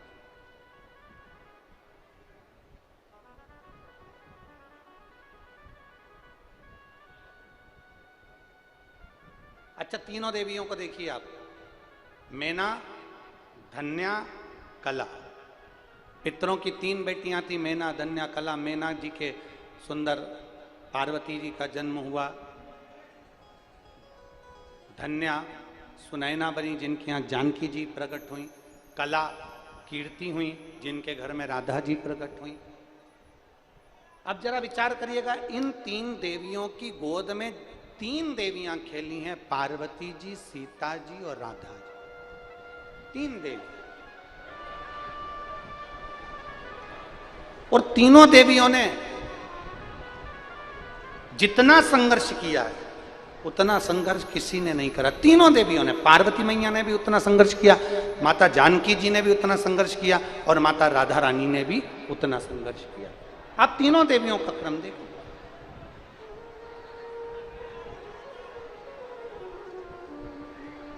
माता पार्वती जी भी अथक संघर्ष कर कर तब शिव जी के पास पहुंची, तब पहुंची। बहुत संघर्ष। एक नदी में दो पत्थर आपस में बात कर रहे थे। एक बहुत चिकना सा पत्थर था, गोल, एकदम चिकना, गोल मटोल, बड़ा सुंदर पत्थर था, बहुत सुंदर। और एक पत्थर था खुदड़ा खुदड़ा सा, बेकार सा। एक बड़ा सुंदर सा पत्थर है, गोल, चिकना, गोल मटोल, और दूसरा पत्थर था खुदड़ा खुदड़ा सा। तो खुदड़ा हुआ जो पत्थर था, ऐसा आड़ा टेढ़ा बेकार सा पत्थर था, उसने गोल चिकने से पत्थर से, एकदम बढ़िया चिकना सा पत्थर, उससे कहा, भाई एक बात बता, मैं भी नदी में रहता हूं, तू भी नदी में रहता है, मैं भी पत्थर, तू भी पत्थर, पर एक बात समझ में नहीं आती कि मैं इतना खुदड़ा आड़ा टेढ़ा और तू इतना चिकना गोल मटोल, ऐसा क्यों, किस लिए? पत्थर ने पत्थर से कहा, देख भाई, तू एक जगह पर स्थिर हो गया और मैं नदी के पानी के वेग के साथ में लुढ़कता गया। नदी का पानी मुझे लुढ़काता रहा, लुढ़काते लुढ़काते मैंने नदी के पानी का वेग झेला, पर्वत से नीचे गिरा, फिर आगे बढ़ा, रेत, बालू और पानी की ठोकर खाते खाते खाते खाते आज मैं चिकना और गोल बन गया। तो किसी ने उठाकर मुझे महादेव समझकर पूजना प्रारंभ कर दिया।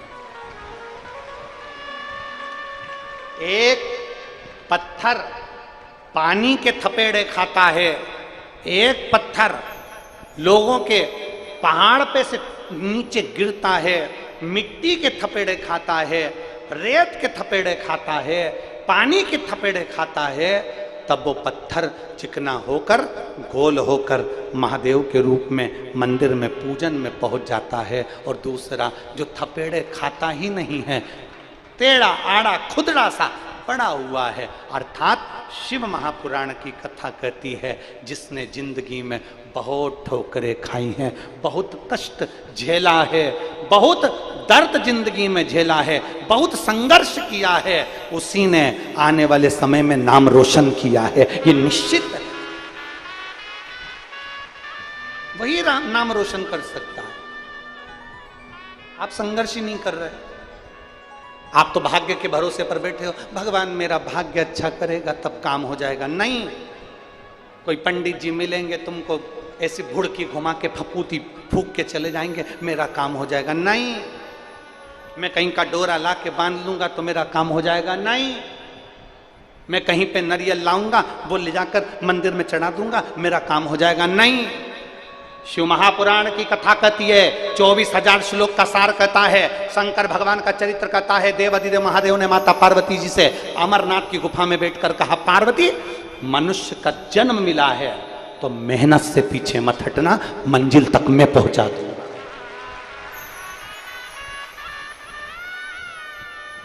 मेहनत से पीछे मत हटो, अपना कर्म करने से पीछे मत हटो, अपने संघर्ष से पीछे मत हटो। दुनिया गाली दे, आप पलट कर मत देखो, दुनिया आप शब्द कहे, आप पलट कर मत देखो, आपका कर्म है, अग्रण्य होकर चलते जाइए। थोड़ा ठोकर मिलेगी, थोड़ी समस्या जिंदगी में आएगी, आएगी। लाइट का बिल भरते हो? अरे बोलो तो जम के, कौन कौन भरता लाइट का बिल? हाथ ऊंचा करो जरा, लाइट का बिल भरते हो जो नहीं भरते हो तो कैमरे में कैच कर लेना, लाइट वालों को बता देंगे। अरे बोलो तो जम के, लाइट का बिल भरते हो? सब लोग भरते हो ना? मोबाइल का बिल भरते हो? पैसा जमा करके बैलेंस लेते हो? अरे बोलो तो जम के, लाइट का बिल भरते हो तो लाइट का सुख पाते हो, मोबाइल का बिल भरते हो तो मोबाइल का सुख पाते हो। उसी तरह भगवान के नाम का भी बिल भरते रहो, भजन का बिल बढ़ाते रहो तो भगवान जीवन का सुख प्रदान करता है। ये भी बिल है।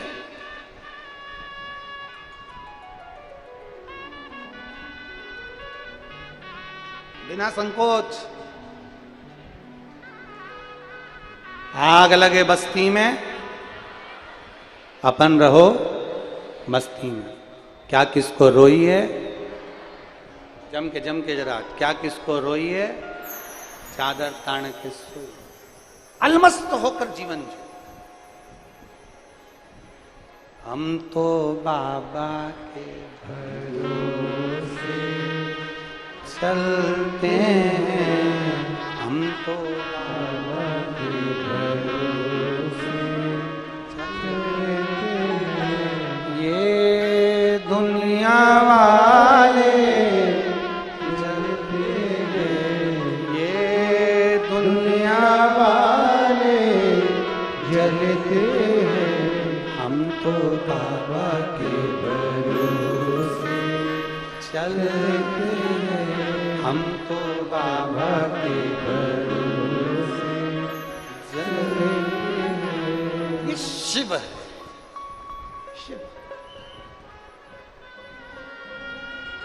आश्रित होकर चलो, समर्पित होकर चलो, डर कर नहीं, भय खाकर नहीं। अपना कर्म अपने को करना है, अपनी मेहनत अपने को करना है। कोई तुमसे कह दे ये वाली अंगूठी पहन लो तो मैं मेहनत करने की जरूरत नहीं पड़ेगी, समझ लेना बेवकूफ बना रहा है। कोई तुमसे कह दे मेरे पास आकर बैठ जाओ, मैं तुम्हारे को ऐसा कर दूंगा कि जमीन में से सोने के हंडे निकल जाएंगे और तू करोड़पति बन जाएगा। अगर ऐसे हंडे निकलते होते और करोड़पति बनते होते तो सबसे पहले वही बन जाता। नहीं, अपनी लगन, अपनी मेहनत, अपना कर्म, अपना परिश्रम अपने को आगे बढ़ाता है। लगन में कमी मत आने दो। परिश्रम में कमी मत आने दो, अपनी मेहनत में कमी मत आने दो, अपने संघर्ष में कमी मत आने दो, बढ़ते बढ़ते। पार्वती मैया, माता जानकी जी, माता राधा जी, इन तीनों देवियों का अगर हम चरित्र का स्मरण करें, इन तीनों देवियों का अगर हम स्मरण करें कि ये तीन देवियों का अगर इनका पूरा पूरा व्याख्यान वर्णन करें तो समझ में आएगा कि पार्वती जी ने भी बहुत संघर्ष किया, सीता जी ने भी बहुत संघर्ष किया और राधा जी ने भी बहुत संघर्ष किया, बहुत।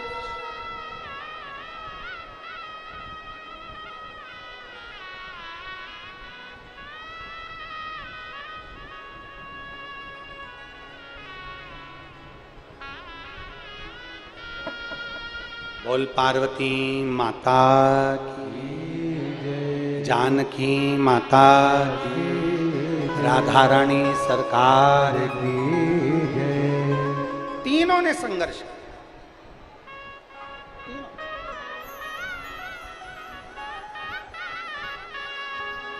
पार्वती मैया नंदी पर बैठकर देवादिदेव महादेव के साथ में आई।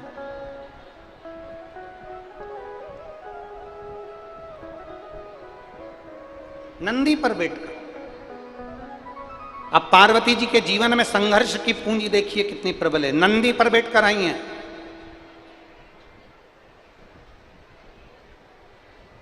आते से ही पार्वती जी ने पूछ लिया अपना घर कहां है। शंकर भगवान बोले ये पूरी पृथ्वी तो अपना घर है, अपन रहेंगे कहां। शिव जी कहते हैं पूरी पृथ्वी पे अपनी को तो रहना है। अरे मैं पूछ रही हूं कि अपन रहेंगे कहां। शंकर भगवान कहते बस यही, ये पूरा ब्रह्मांड पूरी पृथ्वी अपना ही तो घर है। शिव जी ने कहा पार्वती, शिव जी कह रहे हैं पार्वती अब ये तुम्हारे ऊपर निर्भर करता है कि तुम्हें घर कैसा बनाना है। एक स्त्री पर निर्भर करता है कि उसका घर कैसा उसको बनाना है। एक स्त्री पर, एक नारी पर निर्भर करता है कि उसको कैसा घर बनाना है। हमने एक कथा में कहा था घर बनाने के लिए दो अच्छे चाहिए। सुनी थी कथा? अरे बोलो तो जम के। घर अच्छा बनाना है तो दो अच्छे चाहिए। पहले नंबर पर मिस्त्री और दूसरे नंबर पर स्त्री। घर अच्छा बनाना है तो दो अच्छे चाहिए। एक मिस्त्री अच्छा चाहिए जो घर को अच्छे से बना दे, ढाल अच्छे से कर दे, सब कुछ अच्छा बना दे। और घर मिस्त्री बना भी देना, अगर मिस्त्री भी थोड़ा बहुत गड़बड़ है चलेगा, पर स्त्री गड़बड़ नहीं होना चाहिए। अगर स्त्री अच्छी है तो टूटे हुए झोपड़े को भी महल बना देती है। अगर स्त्री अच्छी है तो टूटे हुए झोपड़े को भी महल बना देती है। इसलिए मिस्त्री और स्त्री दोनों श्रेष्ठ होना चाहिए। मकान बनाने वाला मिस्त्री अगर मकान का ढाल सही नहीं रखता, बाथरूम का ढाल सही नहीं रखता तो पानी भरा रहता है, छत पे पानी भरा रहता है, पानी घर में टपकने लगता है। और स्त्री अगर ठीक नहीं है, जरा जरा सी बात में क्रोध करे, जरा जरा सी बात में चिड़चिड़ करे, जरा जरा सी बात में क्रोध, एक मिनट में तो अच्छी रहे चंद्र घंटा और दूसरी देर में कुसमांडा, तो क्या मतलब। मिस्त्री और स्त्री ठीक हो। महाराज अपने कर्म को करो। शंकर भगवान माता पार्वती जी से कहते पार्वती जी तुम अपने कर्म में लग जाओ और खूब मेहनत करो अपने कर्म में। तुम में वो बल है कि तुम घर बना सकती हो। एक स्त्री में वो बल होता है कि टूटे हुए झोपड़े में भी अगर नारी संस्कारित है ना, अगर स्त्री संस्कारित है ना, तो टूटे हुए झोपड़े में भी अपनी पूरी जिंदगी निकाल लेती है। और अगर संस्कारित नहीं है ना तो 4 मंजिल का मकान भी छोटा पड़ जाता है। अगर संस्कार है तो टूटे झोपड़े में भी वो अपनी जिंदगी बना लेगी। इसीलिए हम हमारी बेटियों को हमेशा कहते हैं थोड़ा हमारी बात का बेटियों को भी बुरा लग जाता होगा कि गुरुजी हर बार हम बेटियों से कहते हैं, पर हम अपनी भाषा में हमेशा अपनी बेटियों से कहते हैं कि बेटियों ध्यान रखना।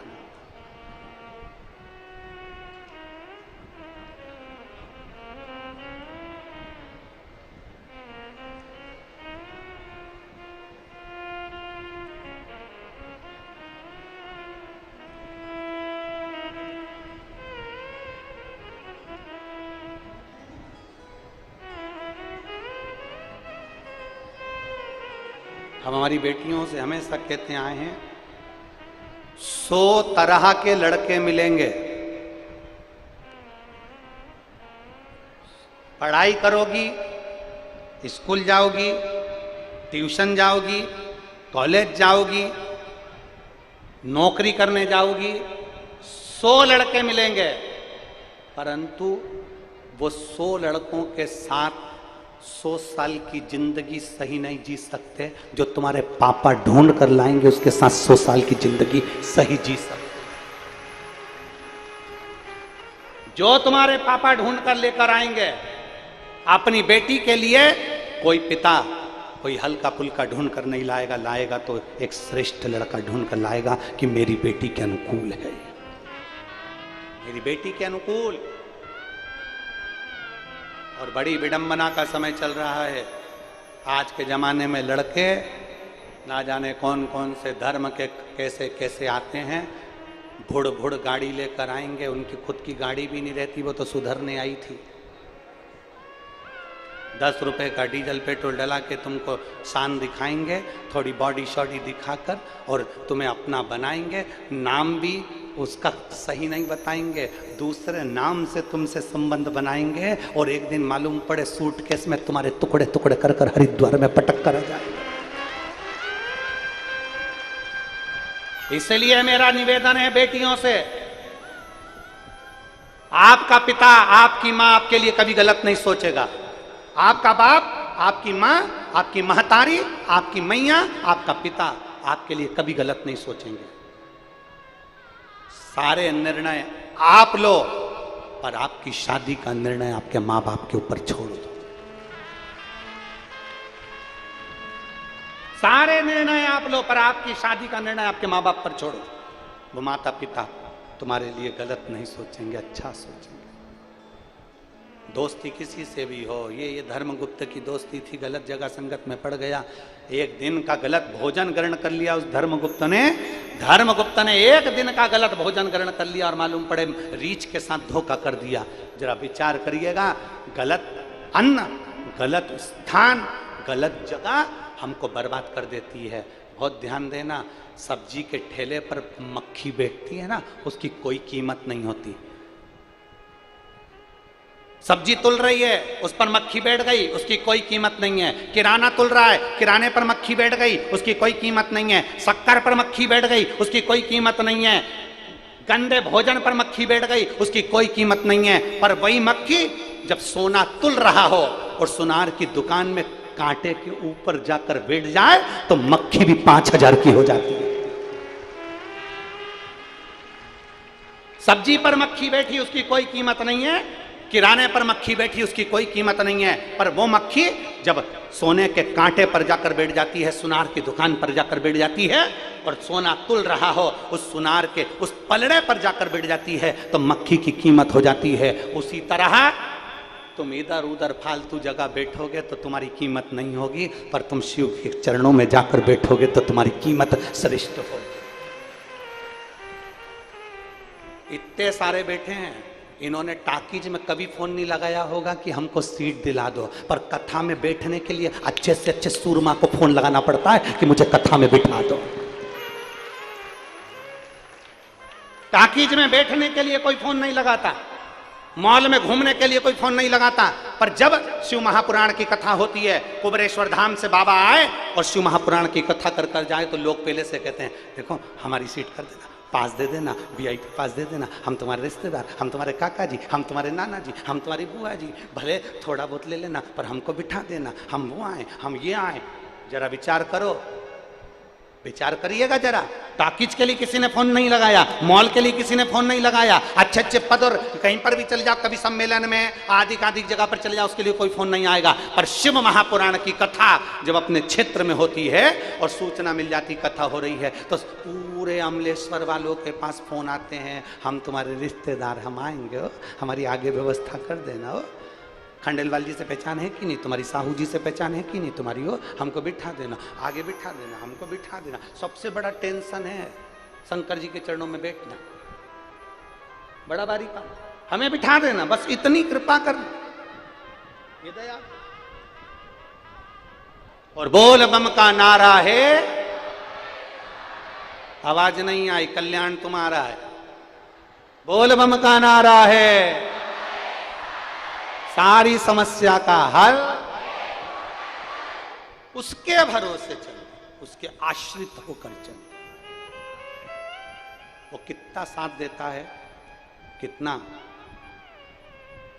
उसके बराबर कोई साथ नहीं दे सकता। हम पहले भी कहे हैं, 1 बजे कथा चालू होती है, 1 बजे के पहले का टेम्परेचर आपके पंडाल का देखना, और 1 बजे से जब कथा सुनने बैठ जाओ तब सूर्य देवता भी धीरे धीरे हल्की हल्की छाँव, फिर धूप, फिर छाँव, फिर धूप, धीरे धीरे आपको सहलाते रहते हैं और आपको कथा सुनाते रहते हैं। ये उसकी कृपा, ये उसकी दया, उसकी करुणा। और मेरे भोले तेरा सहारा है, ये उसके आश्रित हुई है। एक पत्र देखिए,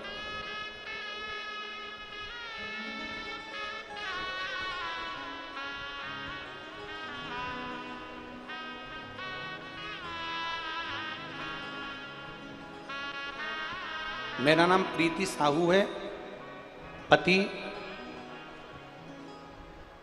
मेरा नाम प्रीति साहू है, पति स्वर्गीय दीपक कुमार साहू, धर्मनगर रायपुर पचपेड़ी नाका छत्तीसगढ़ की रहने वाली हूँ। कहीं बैठी हो तो हाथ हिलाइएगा। मेरा नाम प्रीति साहू, पति स्वर्गीय दीपक कुमार साहू, धर्मनगर रायपुर पचपेड़ी नाका छत्तीसगढ़। मेरा मोबाइल नंबर ये है, कहीं बैठी हो तो हाथ हिला सकती हूँ। मेरा भैया अवधराम साहू छत्तीसगढ़ शासन पुलिस में सब इंस्पेक्टर में कार्यरत है, जिसका मोबाइल नंबर ये है। 10 मई 2024 को डॉक्टर के पास इलाज कराने के लिए हम उसको लेकर गए तो डॉक्टर ने कहा कि इसको कैंसर हो गया है। मेरा भैया श्री अवधराम साहू जो छत्तीसगढ़ शासन पुलिस में सब इंस्पेक्टर है, उसका मोबाइल नंबर ये है। हम उसको डॉक्टर को दिखाने के लिए लेकर गए तो डॉक्टर ने कहा कि उसको कैंसर हो गया है, और कैंसर भी 2nd स्टेज का हुआ है। इसका लीवर पूरी तरह से काम करना बंद कर दिया है। शुगर के कारण 61 वर्ष है, तो उम्र भी होने के कारण बस बड़ा मुश्किल है इसको बचाना। गुरुदेव, हम दिखाकर आए और लीवर के ऐसा लगा कि इसका लीवर बेकार हो गया, डॉक्टर ने कहा, और थोड़ी देर बाद इसको खून की उल्टी होने लगी। खून की उल्टी होने लगी, सबको लगा कि इसका लीवर फट गया। खाना पीना बंद कर दिया था, पेट में और सीने में जलन होने लगी थी और सब परेशान हो गए। डॉक्टरों ने हमको बॉम्बे ले जाने का बोल दिया।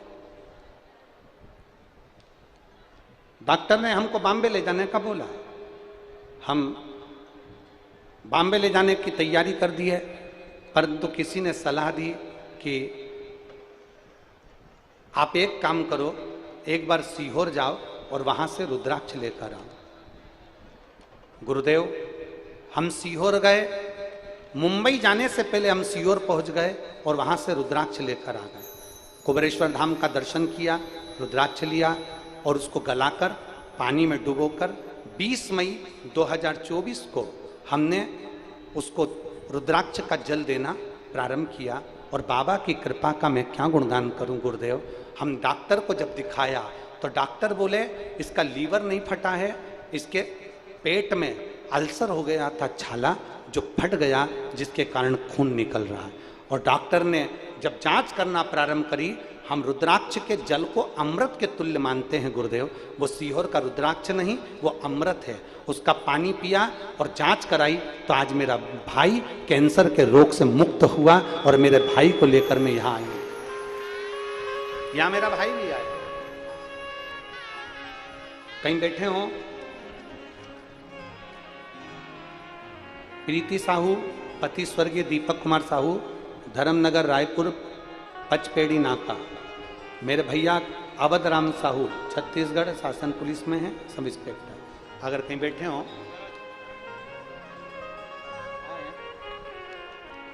आए हैं बेटा, आ जाओ जाओ।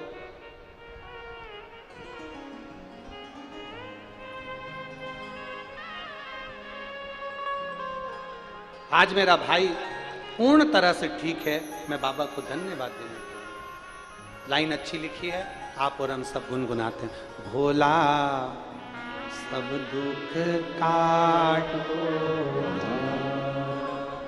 ओ भोला सब दुख काटो, शिव शंकर जपो तेरी माला, भोले बाबा जपो तेरी माला, भोला सब दुख काटो, ओ भोला सब दुख काटो। एक संघर्ष समय आता है, उससे निकल। ऐसा नहीं कि दुख पूरी जिंदगी रहता है, थोड़ा अगर भगवान का भजन का बल बढ़ाओगे दुख समाप्त हो जाए, दुख समाप्त। थोड़ा सा भजन का बल बढ़ाओ, दुख मिटे। माता पार्वती जी ने अपने तन के उपटन से एक पुतले का निर्माण करा, उसमें प्राण दिया, उसका नाम विनायक हुआ। द्वार पर बिठाए गए और भगवान शिव ने शीश काटा तो गणेश।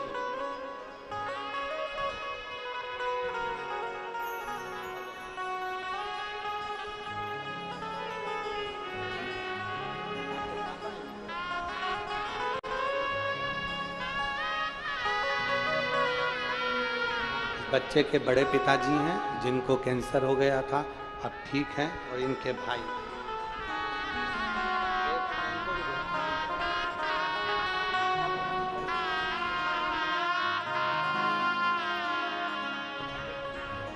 शिव कृपा हो, कभी जीवन में अगर योग लगे, मौका लगे तो शंकर की कथा को सुनो और अपने जीवन में धारण करो।